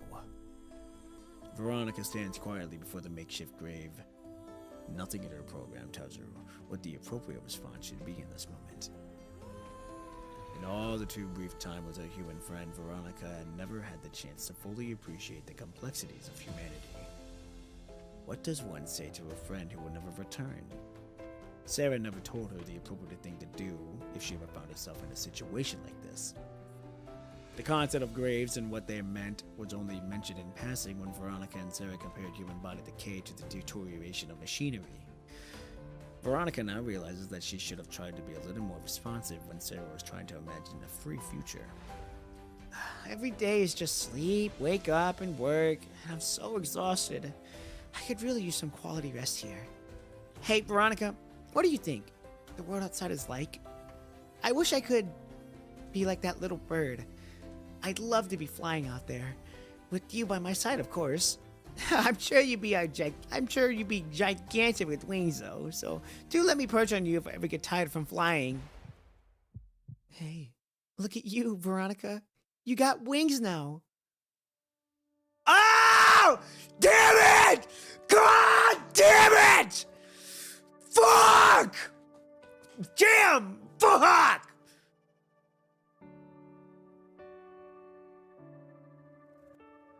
Oh!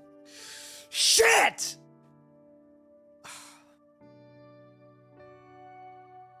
Oh, fuck! What a scene! What a scene! Wow. Wow. Alright, here we go. Veronica turns around to find Sarah's face beaming with joy. You just gotta learn how to fly now. How do you like the world out there, though? It's huge, right? Yes, it is. Have you decided where you want to go? Are you a mountain or a sea person? I'm not a big fan of scenery. I think I'd look for settlements with intelligent machineries instead. Oops, true. You're not into these things. Sarah tilts her head to one side, seemingly lost in thought. But, huh? But I will pay those places a visit if I get the chance. The mountains and the seas you mentioned. And the birds and the flowers. Taken aback for a second, Sarah breaks into a smile. That's great! And when you do, you'll have to tell me how you like them. I won't feel a thing about them. I just want to see what they're like. That's great too. I mean, it's great just seeing them, even if you don't feel a thing. Sarah turns her head back casually to look at the setting sun on the horizon. Her smile takes on a deeper, more profound meaning. The sun's going down. We should get going, Veronica. Alright. Goodbye then. God! Shit! Fuck! With it, Sarah freezes quietly before it dissolves into a fine dust and vanishes into the air. Before Veronica stands in the same small tomb zone, a crude wooden marker with the delicate wreath of flowers gently sway in the night breeze. The conversation just now was but an illusion. Goodbye, Sarah. Good night. Shit! Veronica turns away, melting into the last golden rays of setting sun with her wings spread. A boundless world stretches before her as the winds of freedom lift her wings. At the farthest end of the horizon, a new destination comes into view. Damn, bro. Fuck! That's... Damn! Shit, bro. That's a... That's a good episode there. Damn! Damn, that's a good episode. Ooh, god damn! Man! That one caught me off guard, I ain't gonna lie. That one caught me off guard. Shit. Alright, here we go. Episode 12, Waning Moon.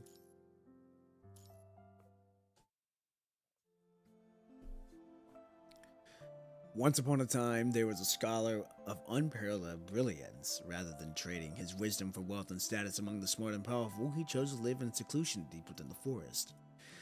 He immersed himself in an ocean of knowledge, hoping his research would free everyone in the world from the agony of parting with their loved ones. As years slipped by, no amount of books could dispel the scholar's profound loneliness. Gradually, he was enveloped devoured by the darkness of his heart.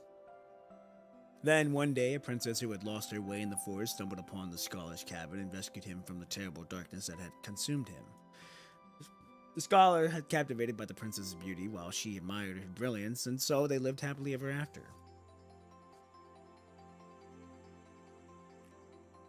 Daddy, this story is weird. It's fairy tales. It's always the guy who goes into the forest to save the girl. Why is the story the other way around? Oh, I see what it is. But this is how you and Mom read, right? Oh my, you're oh so smart, my little Dolores. Oh shit, unhappy with the story, the little girl cuts her father's storytelling short. But her father wasn't upset at all. Looking at his daughter, he breaks into a gentle smile. So why did you call Mommy your princess? I guess I should... Is it because she's as beautiful as a princess? Your mama is certainly as beautiful as a princess, but what's important is that she came to my rescue back when I had nothing to show for what I had done. And that's what makes her my princess, capiche? Ah, what about me? You love Mommy. Do you love me? Of course, Dolores. You're my little princess, and I love you all to no end. Linnaeus left his dismounting daughter to high into the air and spun her around and around until she finally burst into giggles. Bathed in the morning sunlight streaming through the floor-to-ceiling windows, Linus and Dolores share a moment of perfect happiness. Come on, Dad, you spin me faster. Oh, so that's her mother. Wow, okay. I see where the resemblance comes from. Easy now, Linus. Be careful so she doesn't fall. What are you guys up to, Dolores? I don't usually see you so excited. A young woman slowly wheelchaired herself into the room, her elegant attire unable to conceal her pale, sickly complexion. Linus quickly sets Dolores down and rushed forward to take his wife's hand with concern. Isabel, why are you up so early? How are you feeling today? Didn't the doctor tell you to stay in bed? It's fine. I just got bored and thought I'd rather be up and about for a bit. Mommy! Dolores threw herself into her mother's arms and clung her to her neck affectionately. Oh, is that what you wanted, Dolores? Remember what I told you about your mom? Dolores, however, pouted at her father's scolding and remained in her mother's embrace, refusing to let go. Nina's, I'm okay. It's fine. Your hair is all messy. Come here. Let me brush it for you. Dolores settled quietly in her mother's lap like a little kitten and allowed those gentle hands to smooth her tangled hair and weave it into an elegant hairdo. Isabel always carried that subtle fragrance, and her touch was forever gentle. I love being with Mommy like this. Mommy seems perfectly healthy. Why does Daddy always tell me that Mommy needs to rest and I shouldn't disturb her? Not to mention that Daddy always looks mad when he says those things. But in Isabel's embrace, Dolores quickly forgot what her father had said. When Isabel finished fixing her hair, Dolores quickly climbed onto her mother's lap like an agile kitten before her father could even tell her to stop. Mommy, how did you and Daddy meet? Did you get lost in the forest and then run into him? Come on, Daddy made that up. You didn't really think that's what happened, did you? Your dad was a very talented scientist. He was a wizard on a certain level. We met in a lab where he worked. Well, how did Daddy do his magic when he still worked as a wizard? It wasn't magic. He was doing an extraordinary experiment. It was a remarkable experiment. He wanted to transfer human thoughts and put them into little robots. People would be able to live happily ever after forever with their loved ones had your dad succeeded. Wow, sounds like an amazing experiment. Unfortunately, no one else believes in what your dad was doing, which is why I purchased a lab. I wanted him to be able to focus on what he was doing. You what? What does purchase mean? And why didn't people believe in him when he was so brilliant and amazing? Come on, Daddy, you can do it. Linus walked over, he broke into a smile and gently patted his daughter's head. Without giving Dolores a piece of his mind for staying on her mother's lap, he quietly held Dolores up and cradled her in his arms. Let's not talk about this anymore. It's all behind us now, and you'll see I'm not even working on that project anymore. I'll have the butler clean out the equipment from the basement lab to free up the space. I'd much rather spend time with you, Isabel. A fleeting trace of malignancy crosses Isabel's face, but before she could say anything, she was suddenly interrupted by a violent fit of coughing. Dolores watched her mother in helpless panic, completely at the loss for what to do. Isabel, hurry up and get the doctor. Linus actually set Dolores down and rushed to Isabel's side, all the while shouting repeatedly at the doorway. I'm fine, don't worry. Hearing his master's call, the butler hurried into the room, his face heavily with concern. Madam, the doctor is already on his way. How is he feeling, madam? I'm fine, really. Let's drop this already. The doctor doesn't have to come all the way here for nothing. Isabel shakes her head gently, takes a moment to steady her breathing, then forces a tender smile, trying to put everyone at ease. Summer vacation is almost over for Dolores, and we haven't had taken the family trip yet. Edamon, please take them to clean up the beach villa for us. Now is the perfect season for a short stay there. Isabel, I really don't think you should travel as you are. You'll see. But Isabel simply shakes her head and gently then turns to the butler to arrange the trip. How soon can the villa be ready? Rest assured, Madam, ideally every summer. I've already made the arrangements. The villa is prepared and ready for your arrival at any time. That's wonderful. I can't imagine running this family without you, Edamon. Is my duck still there?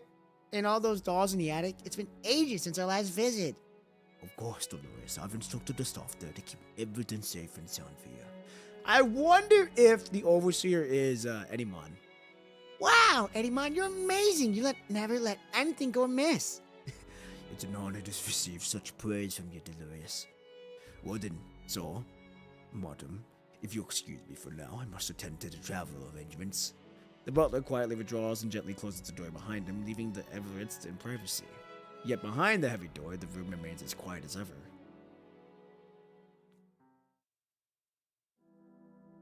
As nightfall settles over the mansion, gentle moonlight spills into every corner of the estate. Deep into the night, Isabel remains seated in Dolores' bedroom, gazing tenderly at her daughter lost in dreams. Several times she reaches out to the caress of her daughter's face, only to withdraw her hand slowly, afraid of waking her. She now smiles at Dolores' sweet little face as she looks at her. She remains there until a hand rests upon her shoulder. Without a word, she reaches up and grabs her husband's hand. Isabel, it's late. You should get some rest. We're leaving for the beach holiday. Hours early tomorrow, remember? Her husband's gentle reminder. Isabel shakes her head, never taking her eyes off her daughter's face. I just want to look at her like this. Even a few more minutes is precious to me. I really don't know how much longer I still have. Linus kneels before his wife, hands on her shoulder, gazing deeply into her melanic eyes. Oh, come on. Didn't the doctor say your condition was stable? You are taking care of yourself. I'm sure things are gonna... I know what's going on with my body, and I know I don't have much time left with you guys. I thought if I could just have a few good years with you before I'm gone, then I guess I'd be perfectly happy. But since Dolores came into our lives, I've been wanting to have just a few more years to live. Just to see her grow up.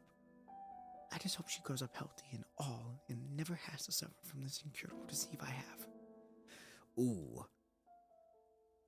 I'll figure this out. I promise. No matter what happens, I'll always be with you, my love. Linus holds his wife tightly. The moonlight outside remains gentle, but to him, the waiting moon appears nothing but a painful reminder that he's slowly losing Isabel. No light can shine upon Linus's grief-stricken heart, not even the light of the moon hanging in the night sky. The next day, away from Everett Mansion, the family visits the long mist beach. In the gentle ocean breeze and the brilliant sunshine, the family seems somewhat relieved to the unavoidable. Dolores races about excitedly in the long mist beach, her laughter carried by far of the sea breeze while her parents watch her adorningly from under a nearby parasol. Even her mother's normally pallid face now glows with a hint of color in the gentle sunshine. After playing on the duck-shaped float for a while, Dolores soon catches sight of something new on the beach that captures her interest. Hey! Who was that? Anubis? Oh. Yeah, Anubis Super! Good morning, good evening, good afternoon, wherever you may be. Hope you're having a good one so far. Thank you for subscribing. Oh, shit! You know you likes? Yes, sir! Good morning, good evening, good afternoon, wherever you may be. Hope you're having a good one so far. Thank you for also subscribing as well. Welcome to Ironclad Nebula, a place where we must move forward no matter what. Thank you guys again, ladies and gentlemen. I know you guys subscribed like a day ago, but the fact that my notifications are now coming on to it now, it's still awesome to see. So thank you for joining if you haven't seen it. Thank you, and welcome to Ironclad Nebula. Alright, here we go. Her eyes widen with wonder at the tiny hermit crabs inching across the fine white sand. Dolores gingerly reaches out her hand and after several attempts manages to catch the biggest hermit crab. Satisfied, she holds the hermit crab between her fingers, watching curiously as the little creature flails its tiny claws. Hey, stay right there. Gotcha now, little guy. Dad, Mom, look, I caught a super big hermit crab. Dolores runs to her parents, beaming with excitement as she proudly displays her prize catch. Hey, be careful so your fingers don't get hurt. It's okay, Mom, I'm not scared of it at all. Look at you, my brave little Dolores. Can I please take it home and keep it in our big aquarium, Mom? That won't do, sweetie. That is your mother's prized aquarium. We can't use it to keep those little creatures. With it, Dolores pouts with disappointment and turns hopefully toward Isabel. Dolores, let's return your little friend to the ocean. That's where it truly belongs. Its mom and dad might be waiting for it to come home to the little house under the sea. Hearing what Isabel said, Dolores relents and nods obediently. Okay then. She gently carries the hermit crab as she scurries back to the shoreline, where she puts it in the lapping waves. Goodbye, little friend. Having done as told, Dolores dashes back to her mother's side for a compliment. What she sees, however, isn't a smiling Isabel, for her mother's face is now pale and contorted in pain. Uh-oh. Dolores watches Isabel slump helplessly from her wheelchair onto the ground. Mommy, what's going on? Mommy! Isabel! Their brief moment of happiness shatters as the familiar, heavy shadow of misfortune silently descends once more upon the Everett family. Dolores has been sitting in the hospital hallway for hours. The harsh air conditioning chills to her bone, and the hard chair offers no comfort. The hours drag into the night, but her father hasn't emerged from her mother's hospital room. To kill time, Dolores fidgets with the ribbons on her dress. Anyone, why isn't Daddy coming out yet? And when can Mommy come home with us? Dolores, your father has asked me to take you home first. No, I don't want that. I'm waiting for Mommy and Daddy to come home with me. Daddy, why are you taking so long? Dolores darts into the hospital room only to find her usually gentle, soft-spoken father gripping the doctor's collar and shouting furiously into his face. What did you mean by there's nothing more you can do?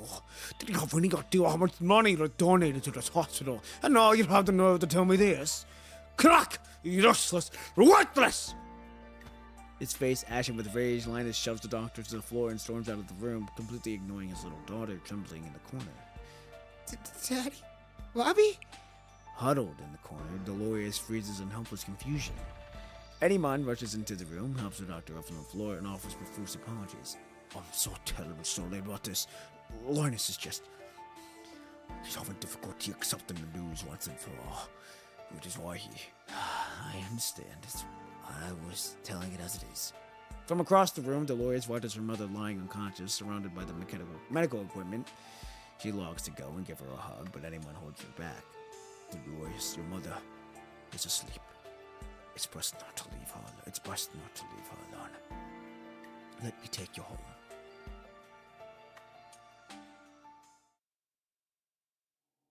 In her luxurious bedroom, Dolores clutches a giant teddy bear tightly. Stuffed animals and dolls at every size crowd her bed, cover the floor, and fill every corner of her room. Even with Eddie-mon bringing every toy from her entire house to fill her room, she still feels afraid. Eddie-mon, when will Mommy come home to be with me? I'm so scared I can't sleep. And Daddy, I haven't seen him for so many days. Where are they?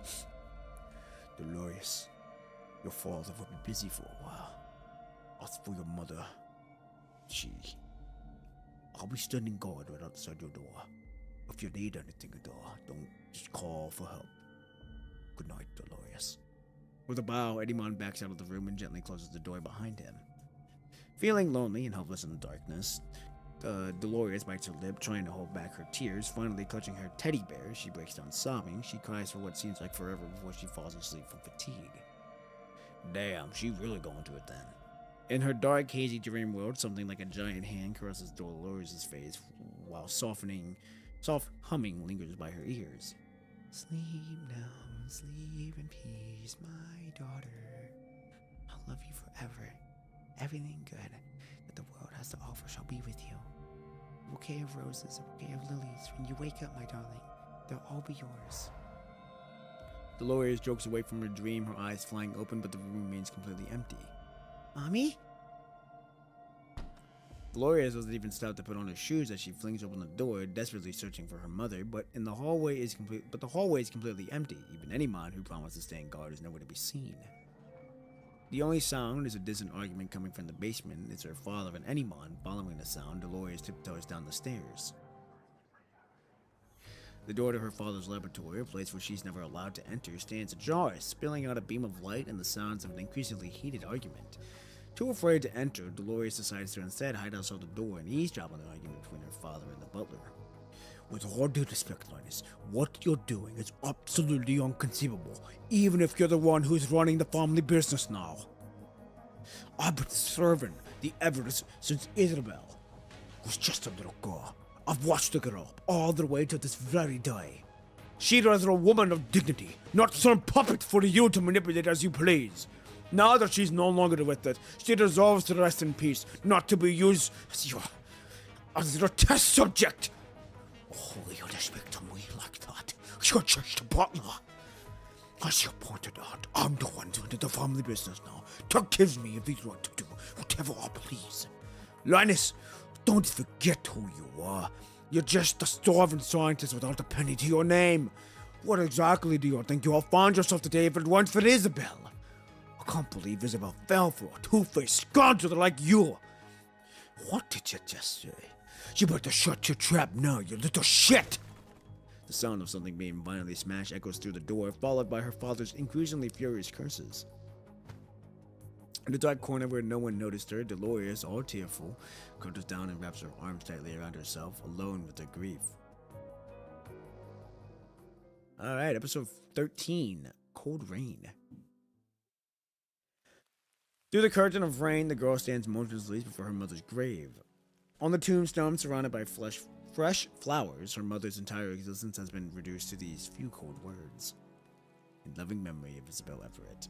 The cold drizzle soaks through Dolores' hair and the bouquet in her hands, yet she remains standing in silent vigil.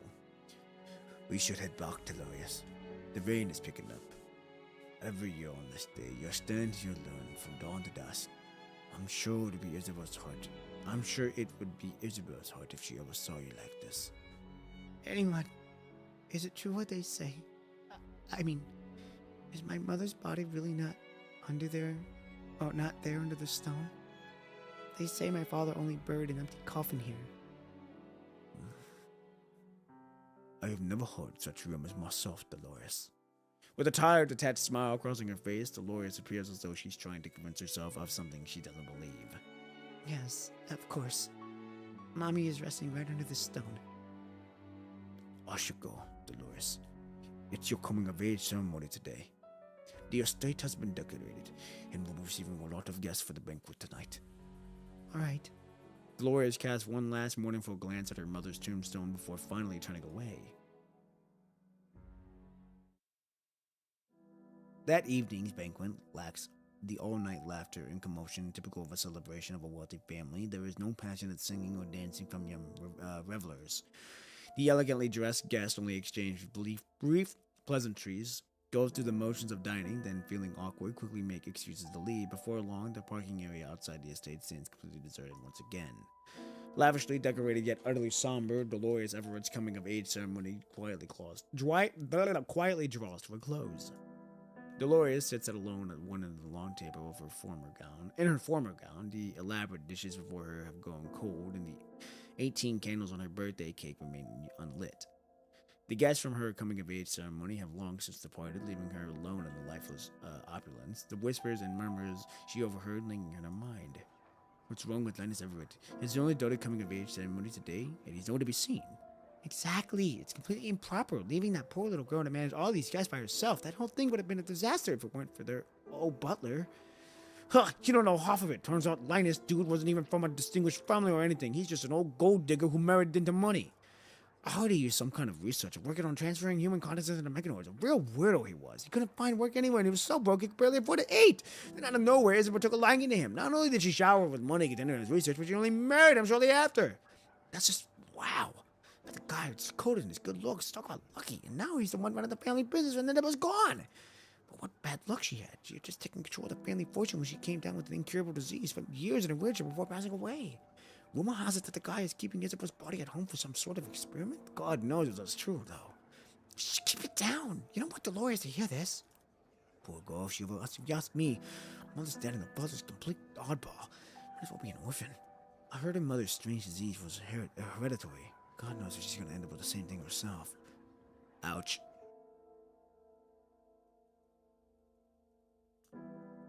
Dolores shakes her head gently, trying to banish those repulsive words from her mind. She turns to look at Eddie-mon behind her. He maintains his usual reserved demeanor, standing quietly, just as he has for more than a decade. Eddie-mon. Yes, Dolores. How may I help? Can we do an opening for my coming-of-age ceremony? I'm sorry, Dolores, but I can't do that. That should be your father's responsibility. I am just the family's butler. That's so. But I haven't seen him in such a long time. We live under the same roof, yet he always locks himself away in his lab. The truth is, Eddie-mon, all these years, I've already come to see you as my father. You're the only one who's always been here for me. Please, Dolores, I don't deserve such a compliment. No matter what happens, I will always be loyal to you. The butler bows deeply to Dolores, his aging voice betraying a hint of emotion. Dolores gives a bitter smile as she lights the candles on her birthday cake one by one. With dancing flames, her face is aglow.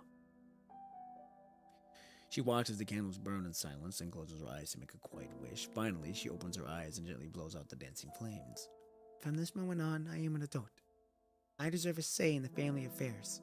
I can't let my father remain lost in his old world any longer. She gently waves her hand to stop anyone from going with her. It's fine. I'll speak with my father myself. You don't need to come with me, anyone. Dolores turns and walks away alone toward the manor's basement. She knocks on the door in the laboratory, a place her father has retreated to after her mother's death. As always, the door remains firmly shut, forming a threshold she's never been permitted to cross. How many times have I told you to never come here without my permission, Dolores? Her father's voice comes through the heavy door, sounding somewhat disordered. Do you know what people say about you behind your back? And what they say about our family? Dolores can barely contain her frustration, her voice rising desperate despite herself. It is the only place you have ever been since Mom died. Please let me in, Father. After a brief silence, the heavy door swings open before Dolores with a thunderous sound. Her long absent father has grown paler and more gaunt. She barely recognizes the look on his face now. Her father's lips curl into what seems like a mocking smile. Your mother is perfectly fine. Why in the world are you spreading such nonsense, Dolores? Come on, keep your mother company. Come, keep your mother company. Her father sounds so gentle that it reminds Dolores of how he treated her many years ago when she was still a child. He seems oblivious to the fact that Dolores is now a young woman. Without hesitation, Dolores follows her father into the laboratory. This is her first time setting foot in this place, and the harsh white lights, all sorts of laboratory equipment she doesn't recognize fill the space alongside various strange-looking mechanoids.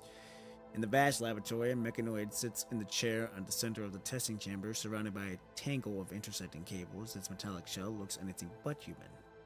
Linus approaches the mechanoid and gently calls out to it. Isabel, wake up. Dolores is here. Her father's voice awakens the dormant mechanoid, whose eyes slowly open. The mechanoid, lifeless visual model, slowly scan the objects in the room before finally locking onto Dolores. Slowly, the mechanoid opens its mouth to produce a voice identical to her mother's, except its tone and inflection completely lack any human cadence. Today's weather, clear skies, temperature 25 Celsius. Your hair is all messy. Come here, let me brush it for you. Please ensure to switch me to maintenance mode before performing a frame module upgrade. Sleep now, sleep in peace, my daughter. That's wild. I'll love you forever. Everything good in this world has to offer shall be with you. Bouquet of roses, a bouquet of lilies. When you wake up, my darling, they'll all be yours. Frame core temperature slightly deviating from normal parameters. Entering self-repair mode. Repairing. Your hair is all messy. Come here, let me brush it for you. Despite the mechanoid's flat tone and disjointed speech, Dolores is still left in utter disbelief. Despite herself, Dolores approaches the mechanoid. Mother? Is that you? Are you really in there? It's me, Dolores. Come here. Come to Mother. Nami. Tears well up in Dolores' eyes. She can't even remember how long it's already been since she's last said the word mother. The mechanoid sits in the chair, arms outstretched toward her, the same way Dolores' mother used to always welcome her home years ago. Mommy! Dolores can no longer contain herself. She throws herself into the mechanoid's embrace. Despite the cold metal frame, she lays her tear-stretched face on the mechanoid's lap. I've missed you so much, Mother. Don't cry, my child. Your hair is all messy. Come here, let me brush it for you. Dolores feels the mechanoid's hand gently stroke her hair. Despite the cold touch, it feels exactly the same as her mother's from years ago. The mechanoid's hands gently gather her hair and braid it with meticulous care. The mechanoid starts humming a gentle lullaby as it continues braiding Dolores' hair. Okay, yep. In her mother's embrace and listening to her lullaby, Dolores finds herself slowly filled with joy and regaining something long lost. Personality defiance detected. Defiance rate 14%. Uh-oh. Here's Mom? What's happening to you, Mom? Dolores looks up in panic and confusion, desperately trying to call her mother's back from its chaotic state. Ah! Oh! A sharp pain surges through Dolores' head, causing her to instinctively jerk upright and away from the mechanoid's lap. Wrapped around the mechanoid's medical fingers is locked of Dolores' hair that's been violently yanked from her scalp. Ooh! You're not my mother! Dolores covers her mouth in shock, desperately fighting the urge to scream in terror. The mechanoid continues to repeat meaningless phrases in what unmistakably Dolores' mother's voice. The voice, however, carries no warmth of emotion, only cold mechanical repetition. Dolores backs away step by step, terrified of this lifeless monster going haywire before her eyes. I almost said maniac. This is just a machine and not her mother, Dolores tells herself. Her father, however, grabs her shoulders from behind, preventing her from backing further away. What's gotten into you? It's been years since you last saw your mother. Don't you want to spend some time with her? What did you do to Mother? So it's true what they say. You've been experimenting on Mother this whole time. She's been dead for years, and yet you... Dolores screams at her father in despair, yet he merely stares obsessively at the mechanoid inside the sealed testing chamber. Then he turns to his daughter and gently does a shushing gesture. Shh. Let's try to be quiet around your mother. Linus ignores his distraught daughter completely. He turns his attention back to the mechanoid and stares at it with unwavering focus. The pale-faced man is lost in his own world, muttering in his own breath. What's going wrong? Can't I get the personality parameters and behavioral models to function properly? Something's off. Something has to be off. I've tried everything and considered every possibility. What's going on? What am I missing? What exactly am I still missing? Isabel, tell me. What else do you need? Just tell me. Linus paces around the laboratory, aimlessly lost in his own thoughts. Occasionally, he would stop and speak softly to the mechanoid as if it were actually his wife.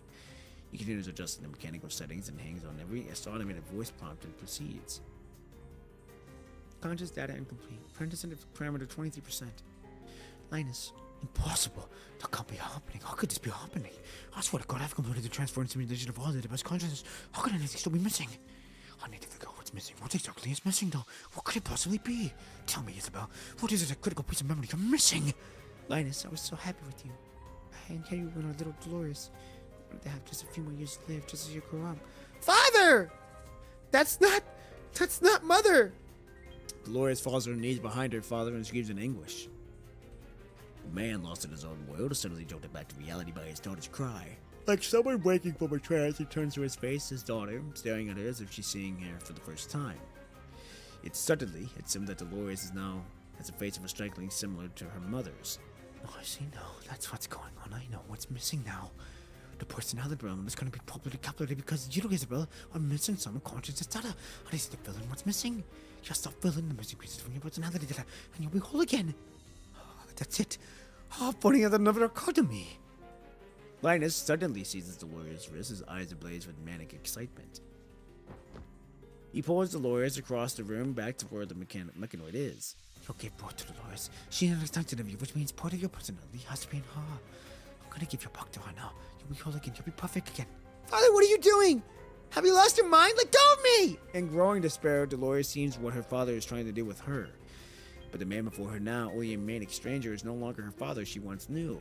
He shoves her into the experimental chamber. The heavy isolation door slams shut, separating the two of them. Now back at the control panel, Linus punches the parameter setting away from the manic precision. As he works, the unearthly glow begins to shine through the mechanoid's eyes. Father! As Linus works, another mechanical voice activates a cold electronic tone announcing its progress into his maniac plan.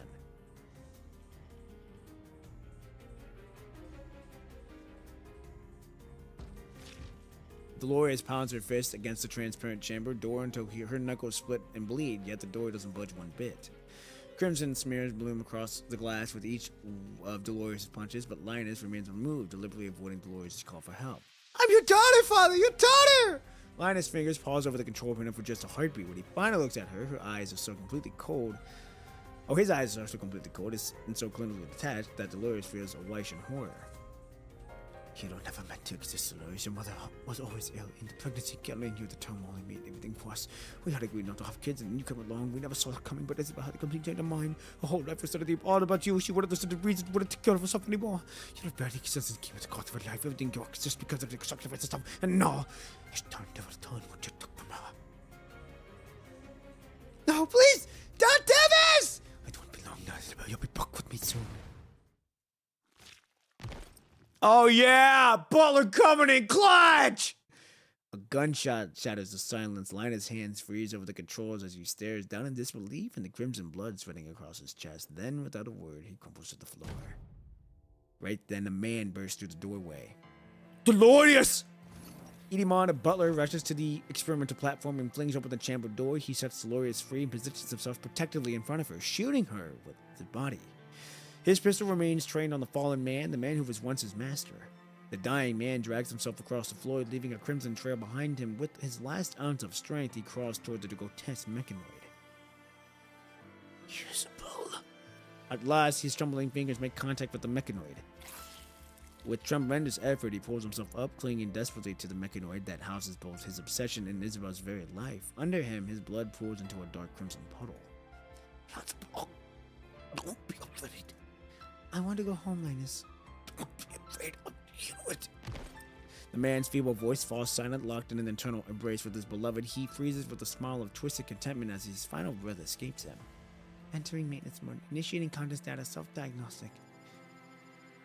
The mechanoid that's supposed to be Dolores' mother repeats the same meaningless phrase on and on with her father lying lifeless next to it. Dumbfounded, Dolores isn't quite sure what to make sense of the scene. Having just escaped death, she clutches anyone's lapels. Beyond horrified and unable to talk, she sobs uncontrollably. Even as exhausted overwhelms her and her sobs subside, Dolores doesn't let go of Anymon, her sole anchor to safety in a world turned upside down. It's over now, Dolores. You're safe. Everything's going to be alright. Come. Let me take you away from this place. I'll see to it that everything here is taken cut of. Edimon kneels down and gently attempts to help Dolores to her feet, deliberately slow and careful. But Dolores remains frozen in place, a dawning horror slowly creeping across her face. What's wrong, Dolores? I can't seem to stand up.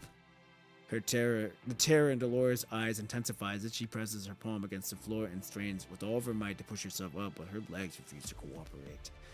Again and again, she tries to rise, each attempt more desperate than the last. Her body betrays her again and again and collapses back to the floor.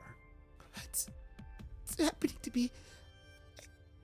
I can't feel my legs anymore. What's happening to me, anyone?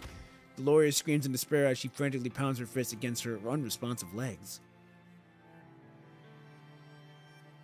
From this day forward, Dolores never walks again. That very same incurable disease occurs. Dolores has been all but begotten. That's claimed her mother's life is now back upon the family to claim Dolores herself as its next victim.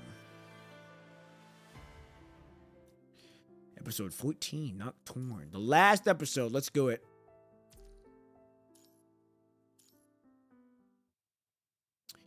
The once thriving manor now stands in silent decay, having never received any guests in ages. Rumor has it that the master and the lady of the manor perished in some terrible accident, leaving only the daughter languishing in her sickbed, awaiting death's inevitable grip. Unbeknownst to them, however, is that there is a secret laboratory under the now decrepit manor that operates day and night, carrying out an urgent experiment. A young researcher hunches over his control panel, fingers working methodically across his interference. Every few moments, his eyes dart nervously toward the ceiling-mounted security camera. He flinches whenever its faint and red light blinks. It hasn't been long since he started working here, and yet he's acutely aware of the fact that their every move in the laboratory is being closely watched by a certain director through his surveillance system. On just the second day, he watched in horror as several senior researchers who had had a few experimental blunders were escorted from the lab by a stern-looking butler. None of them was ever seen again. Such a generous salary comes with equally high expectations. He reasons those colleagues must have been dismissed from the courtesan's classified project. He silently prays he won't meet the same fate, though deep down he suspects the dismissal might mean something far worse. He reminds himself that he's still young, and with his scientific career still stretching before him like an unwritten page, this project, dangerous as it might be, is the launchpad his ambitions need, the perfect stage for his brilliance to finally shine. He refuses to return to those wasted years after graduation, fresh from academia's ivory tower, only to find himself scrubbing test tubes in nameless laboratories, his brilliance dimming with each mental task assigned to someone like himself who is clearly destined for greater things. Determined to scale the heights of the scientific achievement, the young researcher pushes himself relentlessly. He's first to arrive every morning and last to leave at night. His figure is a familiar sight against the lab's harsh lights when everyone else has gone home. Where everyone else seems tenem, he finds fascination, poring over datasets with reverent attention, approaching each experimental protocol with a fervor his colleagues simply cannot comprehend. The researcher snaps back to reality and forces his wandering mind to focus on the task at hand. Once more, he initiates the procedure he's performed countless times before, the delicate process of transferring simulated consciousness data into a mechanoid vessel. Initiating simulation consciousness data mapping integration test 167.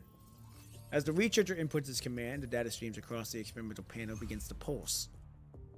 His eyes lock into a fluctuating progress bar, and his heart races against the bar crosses his critical threshold, going from a warning red to a promising green. The bar, by the second, inches closer to contemplation.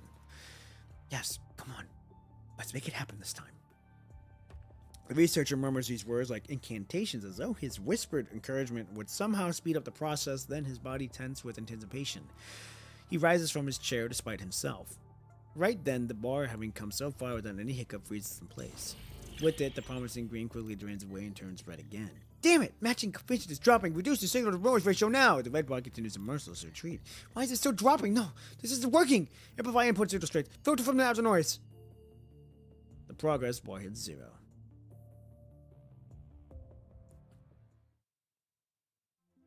Staring blankly at the cascade of error messages floating in the display panel, he lets out a long, defeated sigh. Integration test 167 failed.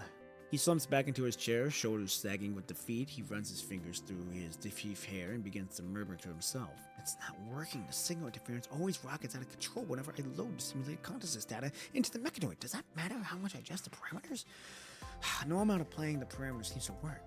This is pointless. I'm just wasting my time at this one. I need to report these findings to the management. Having noticed his distress, some of his colleagues walk up to him. Don't beat yourself up over this. If the project is impossible, that's not on us. Gotta question the project instead of blaming yourself. Exactly. I mean, transferring human consciousness into mechanoids? Come on, this whole thing has only existed as theory up until now. They can't really expect us to come with any breakthroughs anytime soon, right? I heard coordinatism funded the same project years ago, but shelved it when they couldn't mistake any breakthroughs. Where did they decide to come back to it after all this time? Who cares? The pay is fantastic, and the coordinatism has money to burn. Once this project wraps up, I'll be halfway to financial independence. Ain't no worrying about everything else. Sure, the money's good, but these confidentiality agreements are brutal. No leaving the facility, no outside contact. We might as well be prisoners. We're scientists, for crying out loud. And what about those guys from a while back? What, they fired because their experimental data wasn't promising? We can't even reach out to ask where they landed new jobs. Look, we can think all we want, but it ain't getting us anywhere. We just do the work and be done with it. Clearly more experienced, the veterans continue their noisy chant about the project, completely oblivious to the worried look on the young man's face. When they're done venting, they give the young researcher a few punctuatory pats on the shoulder and return to their respective workstations. These veterans have mastered the art of slacking off. Every day they put on a show, being busy, run through the procedures once with exaggerated diligence, and submit completely fabricated data. The young researcher, on the other hand, stands out like a sore thumb, being the only one committed to producing real scientific results. After a long moment of contemplation, the young researcher seems to have made up his mind. With a deep breath, he dials the internal extension of his terminal. A few rings later, the composed voice of a man comes online. Though the young man has limited interactions with him, he knows that this Edimon is essentially the one taking care of things around here. The young researcher was, in fact, onboarded to work on this project by none other than Edimon himself. The young man, however, has can clearly tell that Edimon is just a front man, that someone else is pulling the strings behind the scenes. What's going on? Is there something wrong with the lab? Sir, I really hated having to bother you, but I have to do something urgent to report to management. Just focus on your work. I'm the one you should talk to if you ever run into any issues. But the experiment is stuck. We have tried everything we could think of, but we're made absolutely no breakthroughs. I've gone through years of previous research records, and I'm convinced we're heading into a completely wrong direction. The young researcher, having broken his silence, launches into an impassioned monologue about the experimental approaches they have tried and how each ended in failure. He doesn't even care if anyone follows. We're just wasting our time doing these things the way we have all this time. But Edimon remains silent on the other end of the line. Hello, sir, are you still there? An alert tone signals a new connection to the other end of the terminal, followed by an exceptionally young voice of a female. Rowan, I am listening. I've been following the project's progress very closely. The researcher didn't expect anyone else to join the call, but the stranger's interest in the project rekindles his fading hope. Okay, here's the situation. I've tried every approach imaginable, but I can't push past the data compatibility threshold in consciousness transfer experiments. No matter how much I adjust the parameters, I've always ended up with noise corrupting the results. And the female's voice cuts him off impatiently. So, what's your conclusion? The researcher grips his terminal tightly, summoning the courage to deliver his conclusion. My conclusion is, the project is fundamentally impossible to complete in the short term. Is that so? I see. Excellent. You've got a good head on your shoulders. I'm appointing you as the researcher director for this project. Edimon, bring him to my office. We'll have some discussion about where this research project is going next. Understood. Yes, of course. I'll gather all my previous data reports and bring it right over to brief you. The young woman on the other end hangs up. The idea of reporting the situation upward excites the young man, and his prospect of an immediate promotion convinces him that he needs to take this opportunity seriously. He quickly organizes everything and downloads it to his terminal. He ignores the puzzled glances from his colleagues as he mentally rehearses how he's going to present his findings during the upcoming meeting. Edimon arrives promptly and leads the young researcher out of the laboratory. He guides him through the mansion's labyrinth corridors. Sir, where exactly are we going? I thought I was supposed to report to the project director. We're almost there. Edimon, icy expression, silences the young researcher immediately. Despite his composure, the young researcher feels uneasier by the second as soon as he realizes they're heading deeper into the basement levels of the estate. The complete absence of anyone else along the way intensifies as his apprehension. Finally, they reach the dim, enclosed underground corridor. At its end stands a single rusted door that slowly cracks open, letting out a wave of dank, foul-smelling air from the darkness beyond. The director is waiting for you inside. Go in. Where in the hell is this place? What are you planning to do with me? I came here to do a job, not be pushed around by rich bastards like you. I quit right here and now. I'm done with this. With newfound courage, his researcher refuses to comply and returns to leave. The young man, however, freezes at the sound of a gun being cocked. Turning around, he finds himself staring down the dark barrel of Edimon's pistol. What are you doing? said, get inside. Eddymon violently shoves the researcher's shoulder, causing him to lose his footing, and tumbles into the dark room. Terrified, the researcher lands on what feels like a pile of objects. Squinting in the faint light filtering from the doorway, he gradually makes out what surrounds him. Several lab coats and ID cards were scattered about. The names of the ID cards belong to his colleagues who have gone missing. Several gunshots drown out his screams. Moments later, Eddymon shuts the heavy door behind him and returns to the hallway. He looks up the stair directly at the inconspicuous camera mounted on the ceiling. As you wish, Dolores, he'll raise no more objections about the project. That's wild. Hours later, the still-shaken researcher hides in the forest beyond the estate grounds as he stares at Eddymon in disbelief. Wait, hold on.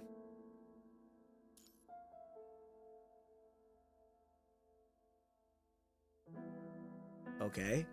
Here, all your belongings are in the bag. Lay low for a while, move to another city, and never come back here. I'll find a way to help those in the lab escape in small groups. Remember, no matter what happens, never try to reach out to one another after this. I'm truly sorry for dragging you into all of this mess, but this is a mess. This is as much as I can do for you. Just promise me that you won't go down to police, because if you do, then I'm afraid. No, I don't get it. Why are you still here? You saved my life. You're a good man. You should get out of here yourself. Eddymon simply shakes his head as he casts a worried yet longing gaze at the estate in the distance. Someone needs me to take care of. Someone needs to take care of Dolores. She's going to die if I leave. Eddymon says nothing more. He simply pats the young researcher's shoulder and then rises and walks back to the way he came.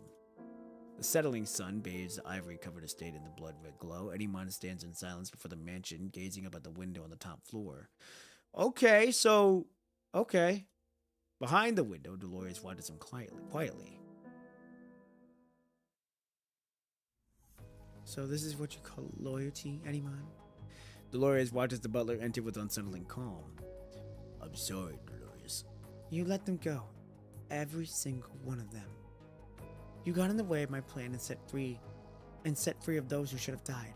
Is this how you show me your loyalty? Dolores, your tea has gone cold. Allow me to bring you a fresh cup. Eddymon pauses, then bends down to replace the cold tea on a side table. Answer my question! With Eddymon evading her questions, Dolores falls into a rage. She snatches the teacup and hurls it violently to the floor. The thick carpet absorbs the impact, silencing what should have been a crash. The teacup rolls across the floor unbroken. I'm sorry, Dolores, please. Let's stop these experiments. Eddymon lips tremble as he speaks. You've seen it yourself, haven't you? These experiments are going nowhere. Every single researcher who have worked here come to the same conclusion. Dolores, please spare yourself this torment. I don't want you to become like your father. Its impressive laboratory doors of sickly glow of failing lights, a brooding man cradling bizarre machinery. Eddymon can't bear to see Dolores, whom he's raised on his own hands, turn into another monster. Don't even think for a second that I don't know what you're up to, Eddymon. You're just after money like everyone else. I knew it! I knew it! You're just like the rest of them! You're just like one of those vultures all waiting for me to surrender, waiting for me to die!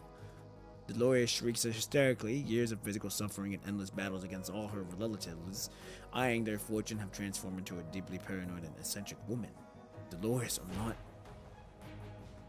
His response comes from the form of a teapot violently hurling at his feet. The teapot doesn't shatter. The thick carpet put in place specifically to protect Dolores from injury quietly cradles the fragile porcelain. She looks down at the teapot, rolling across the floor, a flicker of lucidity returning to her eyes. Dolores, you'll be alright. I'll find the finest specialist. Eddymon stops to retrieve the teapot from the floor, his voice gentle as he tries to soothe Dolores. Yes, of course. I won't be dying anytime soon. Dolores speaks softly.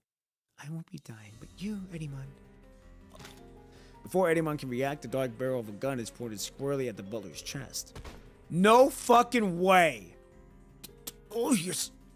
Of course. I won't die, but you, Eddymon. I wouldn't say the same about you. With cold detachment, Dolores watches the butler struggle to his feet. Desperate to escape, she covers her mouth to stifle a soft, delighted laugh. I hate you, Eddymon. Father's dead. Mother's dead. I'm dying too. Why are you still alive? Why are you still so healthy? I hate all of you. I hate healthy humans. I hate healthy humans. I hate machines that never fail ill. Only me. I'm only trapped here, confined in this mission, waiting to die. Why do I have to be stuck with the short end of the stick? Blood bubbles from the corner of anyone's mouth as he wobbles forward to the impossibly distant door. Then falls lifelessly to the floor. No fucking way. She really killed a man like that. The metallic smell of blood seeps into the silent carpet as Dolores stares unwaveringly at anyone's lifeless body. You can't escape anymore. Don't even think about leaving this place. She forces her frail body upright and methodically connects experimental devices to anyone's body with surprising dexterity. Following the symptom prompt, she keeps an eye on the fluctuating beatings on the control panel, her eyes darting across every changing number. The experiment progress bar inches forward and briefly surpasses the critical threshold before gradually grinding to a halt. Refusing to accept failure, Dolores frantically hammers at the buttons on the control panel. A moment later, the frozen progress bar begins to crawl forward once again. Without a moment's hesitation, Dolores presses confirm. Oh wow, she actually...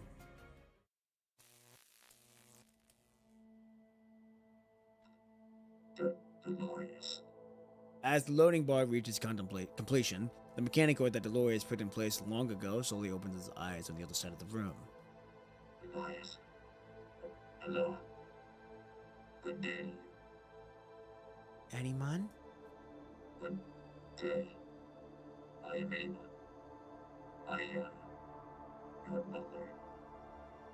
No.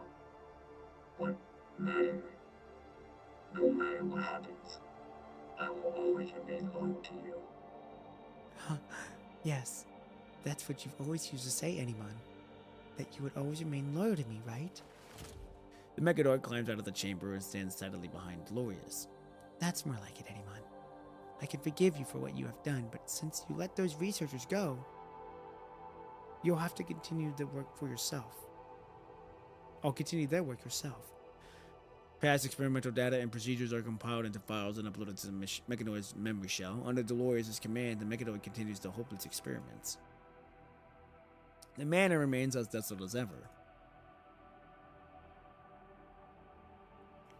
Dolores summons anyone into her room.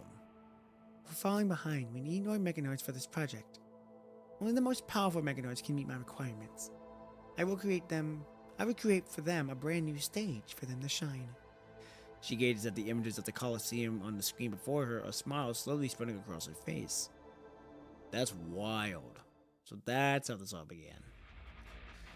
Sometime later, the long dormant Everett Manor suddenly becomes a source of a new sensation. Mechanoid Arena! Endless throws guaranteed! Guaranteed to get your blood pumping! Crave the thrill of a Coliseum? Want to feel the rush of pure adrenaline burst? Come to the Everett Arena now! Choose your favorite gladiator and place your bets! Blood, excitement, carnage, enjoy a good time! The virtual announcer's voice reaches the top floor control room, slightly distorted by the thick glass barrier. Through the monitor, a raging battle unfolds between mechanoids in the arena. The horn of the rhinoceros-looking mechanoid morphs into a long blade as it charges at the human-looking mechanoid, standing up opposite, roaring as it goes. In an instant, the human-looking mechanoid is shredded to flying metal shards. Deliberately red-colored oil sprays in all directions, captivating every specter in the stands. They cheer wildly, demanding more explosive matches.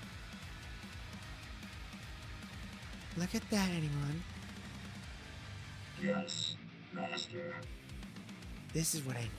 We acquire more experimental materials while squeezing every last fortune from those stupid bastards in the stands. That's 2 birds, 1 stone. Wouldn't you agree? Yes, Master. As the match comes to an end, the spectators cheer wildly, eagering to wait the next poor soul to show up.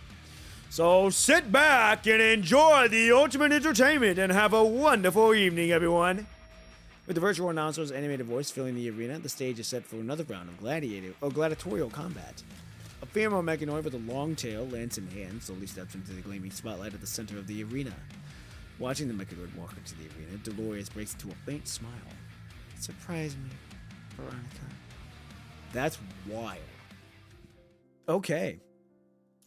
Well, we finally finished chapter 14.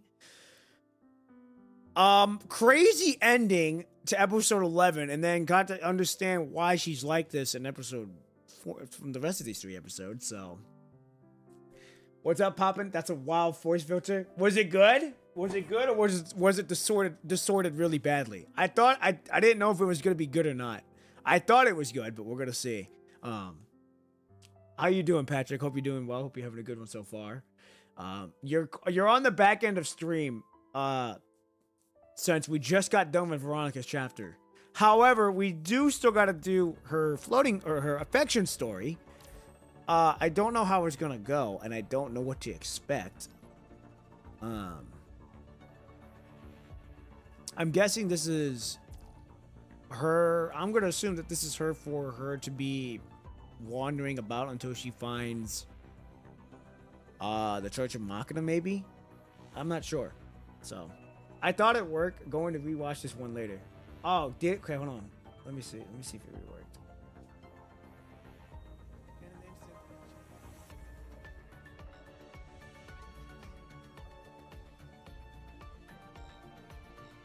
Yeah, I got to hear it again. Cool. But yeah, this chapter was pretty good. I'm not gonna lie. And it took me for a loop at the very end. I'm gonna say that, but it was good. It was a good chapter. So for now, we're gonna do the one episode of the floating of her affection story. Since we got 20 minutes left, so I'll have enough time to do that. And then we wait for Thursday where we continue on with her affection story. So let's get this episode going. I at least want to get into it and see what's going to happen here. And if it's English dub, it's going to be a nice touch. Here we go. Savannah. 既然已经这样， Oh, it's not. That's okay. 痛快死掉， That's okay. 反而可以少受点折磨吧。 Was it? I haven't caught up to it yet. Well, then I'm not going to spoil nothing. I ain't going to spoil nothing. It took me for a loop. I'll say that much. All right, here we go.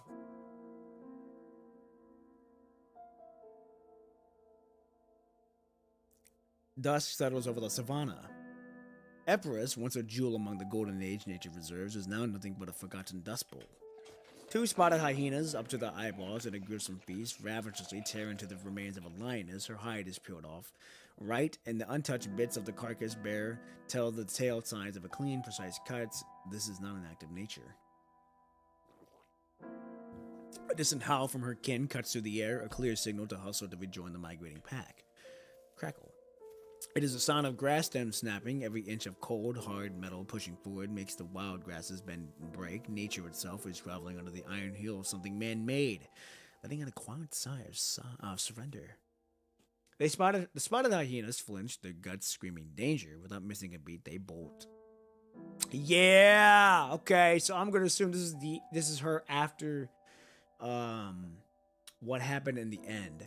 Okay. So win! Yo, long time no see, homie. Yes, sir. Good to see you. Hope you're having a good one so far. Long time no see. Hope you've been well. Hope life's been treating you well. Welcome back to the stream. It's been a minute. Hey, last time you saw me, I was way back. Now I'm like right there to being caught up with everything. So we're right there. Good to see you. Hope you're having a good one so far. And welcome. We are on the back end of stream. Like, we're only going to do this episode, and that's going to be it for the stream, since I want to wait to do this one on Thursday. But yeah, this should be an interesting chapter. You might get spoiled, though, Patrick, so I'm just going to give you a heads up, because I don't know what this is going to entail, and I think this might be bringing up some things in the story. So that's just my fair warning right there. Here we go. Her eyes, ice cold, take it all in without a flicker. The grand sweep of a landscape, the brutal give and take of life and death, nothing stirs her. In the silent ruins of humanity's downfall, even a stranger visitor has finally showed up after a long time away. 已抵达埃比罗斯草原，确认任务通信受到侵入干扰。内维尔，如果听到留言，请告知我是否继续执行。Okay, so she's okay. So she's with the Church of Machina now. Okay, interesting. How does it feel knowing you've caught up? Feels, I'm not gonna lie, feels pretty good. Feels pretty good being caught up again, or being caught up with everything. It's been a long time coming. I know I said that I was going to like 9 months ago. Yeah, it's just crazy how far I've come. And this is only the beginning, ladies and gentlemen. Only the beginning, you know? Only the beginning. All good. It'll be a good teaser, though. Yeah, it would be. I'm also going to give you fair warning. Don't watch my shorts tonight either, because I will be posting stuff that's going to, be... It's going to be spoiling the chapter, but at the same time, that's just how I do things, so...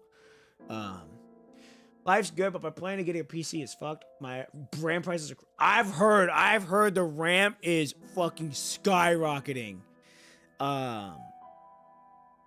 Yeah, I've heard they're skyrocketing right now. I feel bad for people trying to get a PC or trying to build one right now. I'm very blessed that my PC is holding up still and nothing's wrong with it, and knock on wood that I pray that it's still gonna last me a couple years. But yeah, it's gonna be a rough time trying to get some PC stuff. It's bad. So yeah, it's bad. Yeah. I'll check them out later. I watched most of your shorts. I was gonna say, I know a lot of people watch my shorts. That's like my bread and butter right now. Which I'm fine with. I'm very grateful that my shorts are doing so well. Now in terms of, well, like, they ain't getting millions and millions of views, but I ain't worried about that. Like, just the fact that people are watching anything on my channel is a blessing to me. So yeah, I'm just blessed to be able to do this. So yeah, I'm having a lot of fun with it though. All right, here we go. Is that a lion?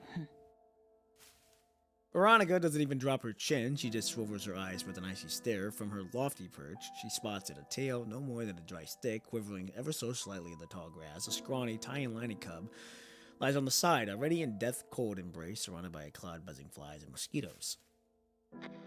The crackle of static breaks through their comms. Veronica barely tilts her head, her gaze instantly snapping away from the dying club as she fiddles with the frequency. 既然已经这样了，不如痛快死掉。 Damn! 可以少受点折磨。 She turns to leave, her attention already back on her message. The cub struggles to open its eyes, a silent plea in its gaze, but Veronica doesn't miss a beat. Gotta save the goddamn cub. Come on. I know you cold, but I know you got a soft spot. We've seen it before. We saw it in your chapter, goddammit.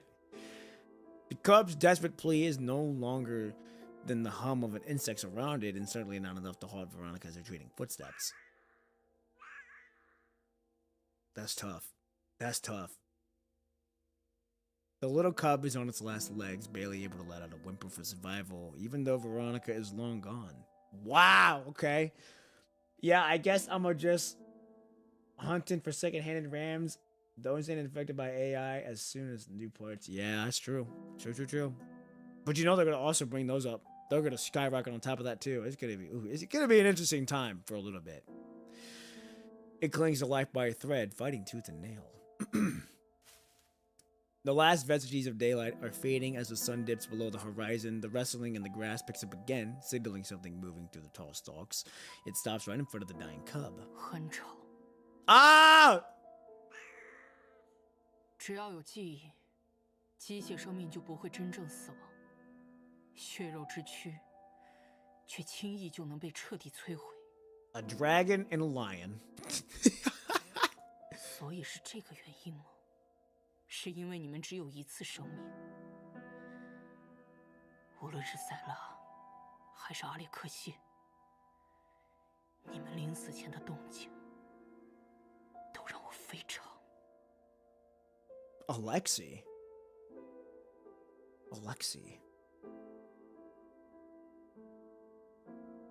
I don't remember who Alexei was. Hold on now. Who is that? That one's... Hold on.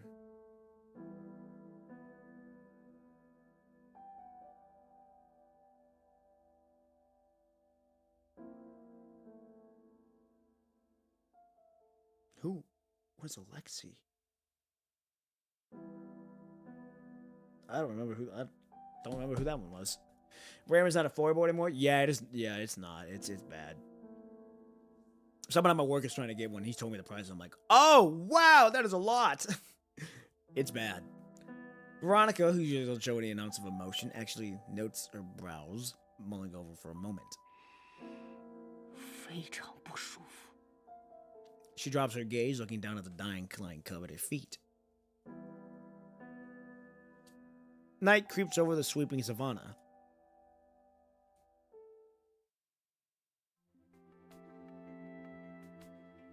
Oh shit, what the? 您的大部分指证。 Hold on, we in this? 不过还是不建议执行高危高难任务，趁这个机会再坚持调理一段时间吧，对您身体中的暗伤亏损会很有帮助。 Oh shit, we are in this. Okay, hold on now. Hold on now. Okay now. Okay, here we go. Fine.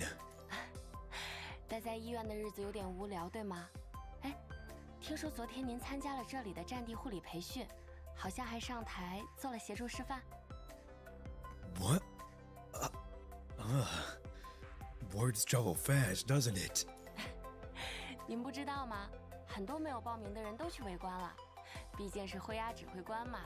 您在这里可是明星哦。Rockstar around this part. Hey, I'm just a humble man doing my job. The nurse gives a playful wink. 再坚持一阵子吧。如果感到乏味的话，我们还有挺多其他的讲座培训，有您在，一定能大幅提高签到率啦。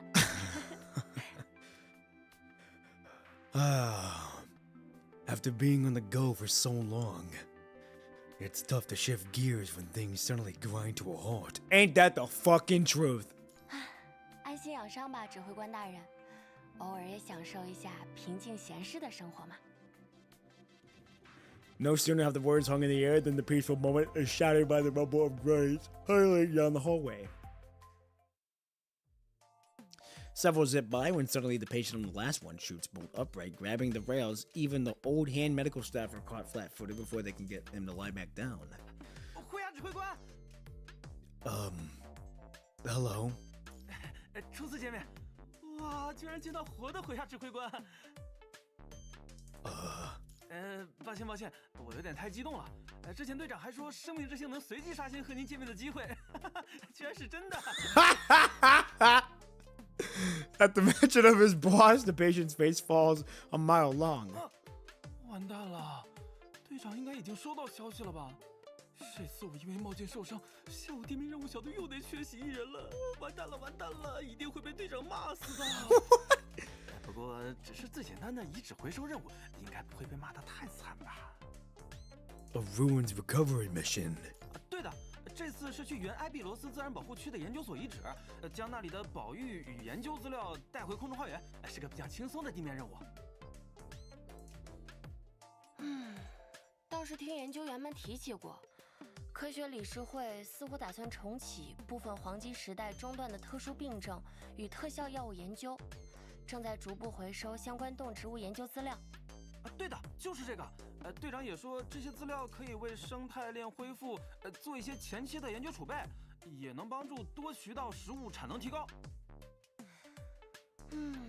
这样说来，这个任务虽然轻松，却很有意义。我看你免不了挨一顿骂了。 Nature reserves, a relic of bygone era. Really, after the punishing virus swept through the world, it was all hands on deck for survival. Ecological preservation, along with cultural advancements, just got filed away in humanity's long to-do list. But where there's a human, there's a way. No matter how difficult, humanity always creates cultures that are unique to their times. As for the ecology, with barely a patch of green left, the conservation became a moot point. I'm interested. Why don't I ask to step in for you? 指挥官，虽然疗养复健期间可以参与一些低风险任务。 The medical staff's next words catch in their throats. After all, the commandant standing before them is never one to shy away from a bit of daring do. I can't keep bothering you guys whenever I'm bored. Besides, do not worry, it's just a simple mission. 但您好像总有把事情搞大的天赋。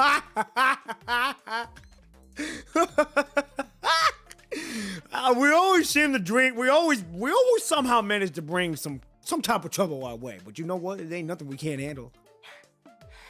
总之，我拦不住您的。Don't worry. I'll look after myself. 真的？你打算补位这次任务吗？ Hey, if we gotta help some people, we gonna do it. 耶，那我们使命交接。 The wounded person raised his fist, so thickly wrapped in bandages it resembles a ball. The bandaged knuckles meet the tactical glove with a clean, decisive thud. Oh yeah, we going to the savannah. We finna see some animals. A breeze menders through the tall grass in front of the Nature's Reserve's research facility, then sweeps over the mission's crew as they carefully move the scientific specimens from the ruins. 辉牙指挥官，很荣幸能和您一起完成这个地面任务。研究资料都已经备份完毕，接下来的标本清点就交给我们吧。您还在休养期间，要先一步返回空中花园吗？ No, I'm good. I'll head back with all of you once the mission's done. 这样的责任心，不愧是您呐。The consort captain breaks into a grin, and their hearty laughter startles a few blue-balled starlings, sending them flapping their wings as they soar toward the horizon. The savannah sky stretches out forever, yet you feel close enough to touch them. Its low horizon making it seem like you could just reach out and touch it. 真好啊，在这样的环境里，我才确实有几分实感。大地才是我们的故乡。A humble woman. Yeah. 您也觉得很美吧？这样说来，清点期间在周边警戒巡视的任务， Now y'all 拜 know 托您吗？ the reason why I didn't choose the other one is that's gonna come from the heart. Like that's a big word. And yeah, it's just that word, but that word has to carry some meaning to it. So I don't say those words too often. They gotta come from the soul. They gotta come from the heart. You gotta really mean it. So I'm not gonna say that word if I don't mean it. I'm just saying. That's just how I am. Life has taught me to cherish how you say words. So that's why I didn't choose that one. There's a cheerful chuckle in the consort's captain's voice. 难得的休养时间，浪费了还是蛮可惜的，就当做大自然的疗愈吧。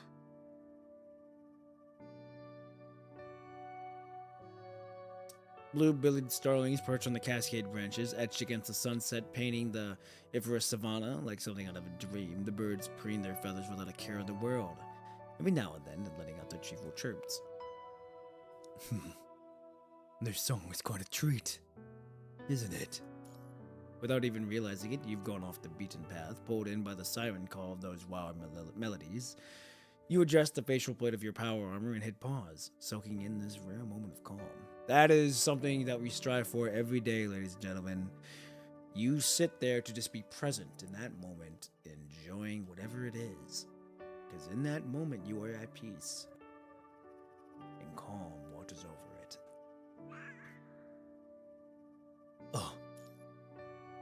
In the shade of an acacia tree, a weak lion cub lies tucked away in the tall grass. Around it, Granite lies smashed to bits, strewn across the ground. The only piece that's been somewhat tamed is the one right by the cub, crawled hamily into the shallow dip that's barely on a whisper of water. It's clearly the lone bright spot of a string of botched jobs. What's even more bizarre is that the slab of raw meat's just sitting there, blood as brass. Someone bothered to skin it, but it's just plain as day as it is way too tough for the cub baby teeth to even make a dent in it.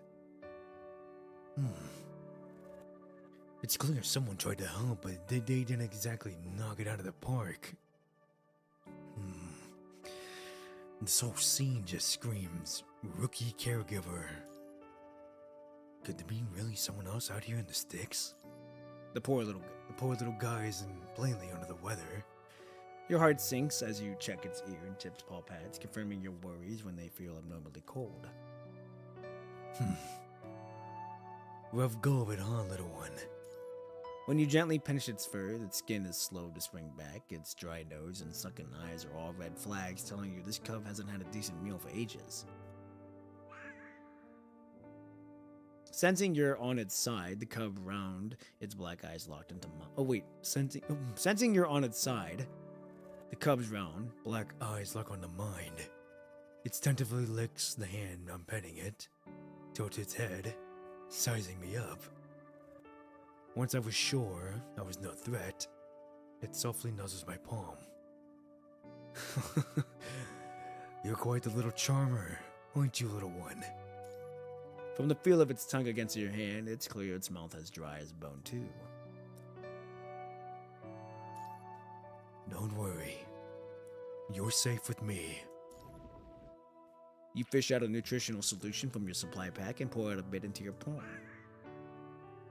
The cub gives a tentative lick or two, then its eyes go wide as it saucers. It immediately starts letting out little roars, practically begging for more. You were quite hungry, right? Once you're sure it can swallow without a hitch, you pour some of the solution onto your palm. Uh-oh. A lance cuts through the air, its wicked whistle making your ears ring. But before the sound even registers, an odd change in the air against your back sends your muscles on high alert, kicking your defenses into gear. You dodge to the side, just missing the deadly shot. Who's there?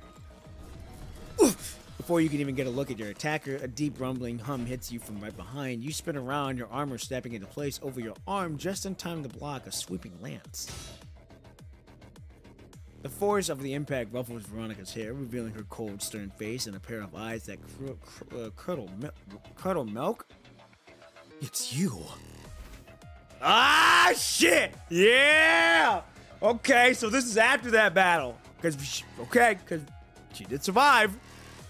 Her face doesn't ring a bell, but your body remembers that unmistakable, bone-chilling killing intent. It's very sane that you felt its icy depths in aerospace cities. Some things your body just never forgets. Ain't that the fucking truth? 真是阴魂不散，到这里都能遇到你。 You quickly duck behind the Arcadia tree, making sure that you're not an easy target before trying to talk to this ghost from your past. Are you the one looking after this lion? 怎么？以为他没人庇护，就可以随意折磨虐待了吗？ Kick it while I was down. What are you talking about? I just saw it was in a bad way. So I've been giving it a bit of caring. 照顾，那头被剥了皮的母狮，应该就是你照顾的手臂吧？ Lioness, I just arrived. Don't jump to conclusions. 剥皮取肉，这是人类的手笔。附近却没有其他人类的踪迹。哼，从你刚才的身手来看，确实有能力躲开我的探查。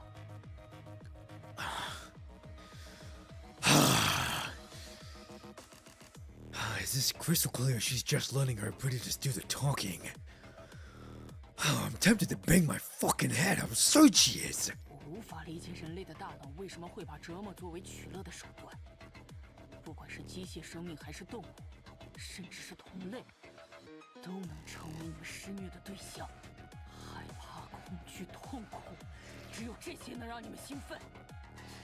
Excuse me, if I might just cut in for a second here. Your prejudice aside, does this little guy look scared to you? Meanwhile, as the two square off, the lion cub has sniffed up the nutrient pack, tossed into the grass, and is gone. Oh man! Even the managing let out a happy little purrs between gulps. See that? That's my dinner. So, who's the one kicking it while it's down here?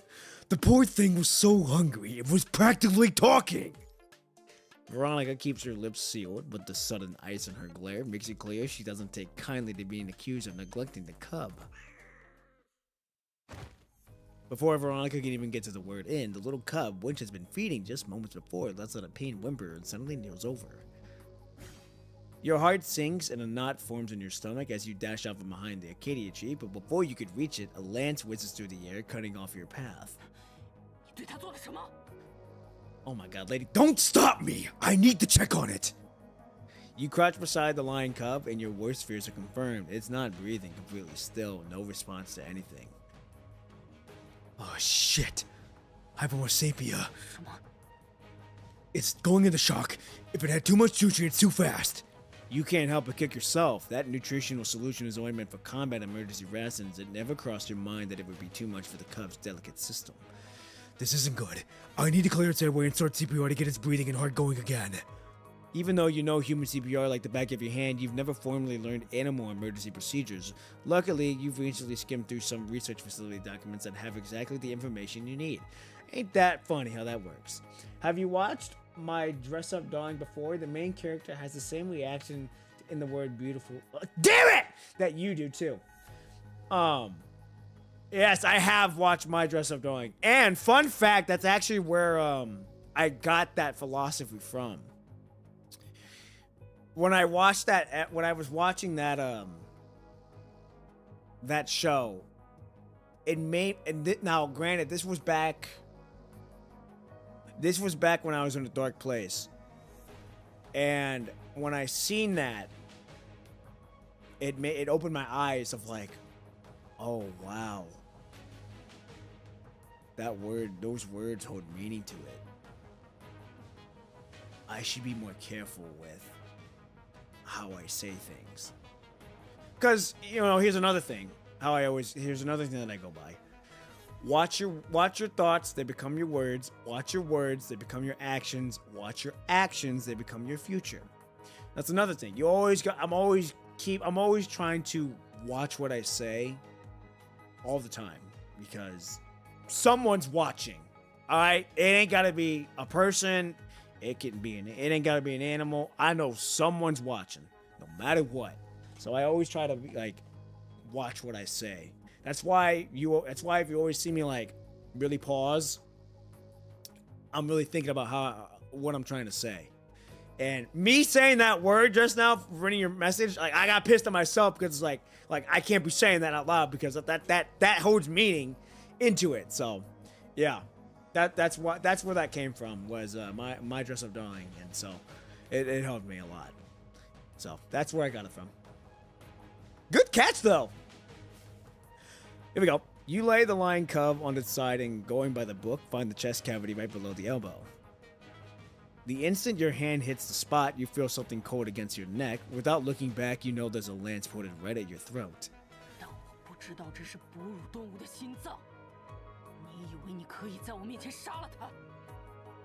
Oh my God, lady, please let me save this lion.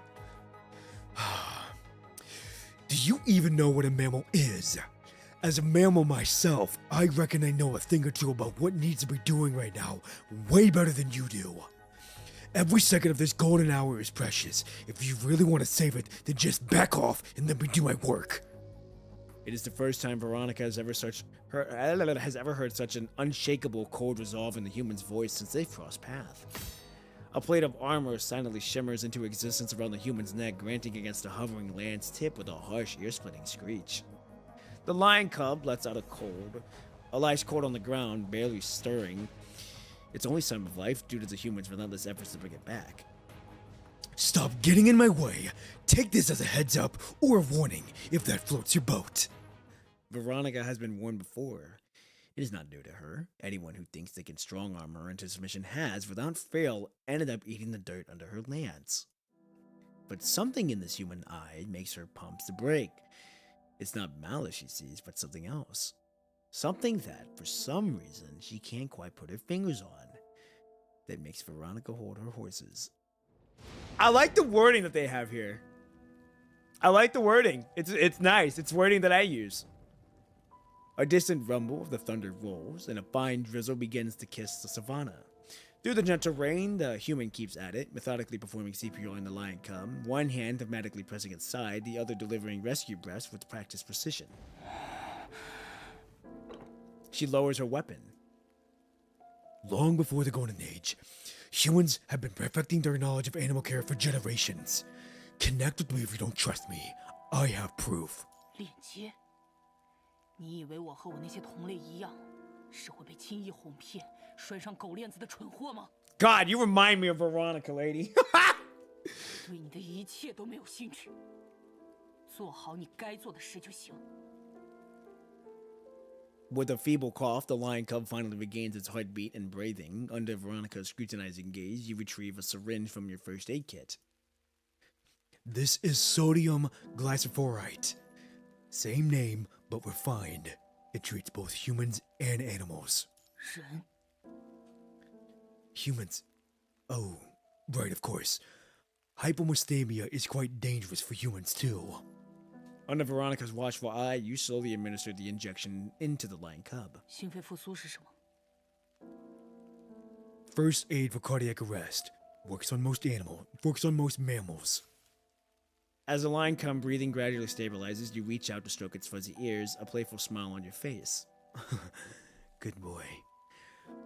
To survive this long, we humans have explored and strived for so much. 用这个就能活下来吗？ Thinking of something, you face Veronica, who has just piped up. She's been keeping her distance ever since you saved the cub. Her face is now shrouded in shadow. Don't be ridiculous. It doesn't work every time. I've shared my share of failures too. This is no miraculous resurrection technique, unfortunately. Just then, the little cub comes to, weakening floppily into your arms. It barely has the strength to lift its paws, but its nose twitches like crazy until it catches a whiff of something good. With a soft whimper, it starts to lap at a nutritional solution. First thing you think of is food, huh? 你们哺乳动物为了活得久一点，确实足够努力。 You feel the jab and gently flick the cub's forehead. A little punishment for embarrassing the entire mammalism class. I hear you, little one. You've got a real will to live on, don't you? The rain begins to come down in sheets as night falls over the savannah. Okay. All right, we're gonna save this. We're gonna save this for Thursday. As much as I want to keep going, we're gonna save it for Thursday. All right, we're gonna save this for Thursday. This is a good chapter. I like it so far, but we're gonna save it for Thursday. All right, we're gonna save it for Thursday. I got a long night ahead of me still, so I gotta try to get some stuff done. But that's gonna do it for tonight. We made really good headway tonight. We got done with Veronica's chapter, which was a huge plus. We're now doing Veronica's affection story. And yeah, we're making some really good headway. We're right there. We're right there. Be on the lookout for this week. If you all have not seen the short film, I highly suggest you watch it. I am not going to spoil anything. I'm just saying I highly suggest you watch it. There is a little surprise at the end for you. So that's all I'm going to say. But keep an eye out. Keep an eye out for a video this week. I ain't going to say nothing else on it. Just keep an ey out. Let's see. Yeah, I got a busy week ahead of me. Busy week ahead of me as always. But hey, we're right there for Christmas time, the New Year's. We're getting into 2026. We're right there, ladies and gentlemen. So yeah, it's been a blessing so far and how everything's going. So all right, ladies and gentlemen, I'm gonna let y'all go.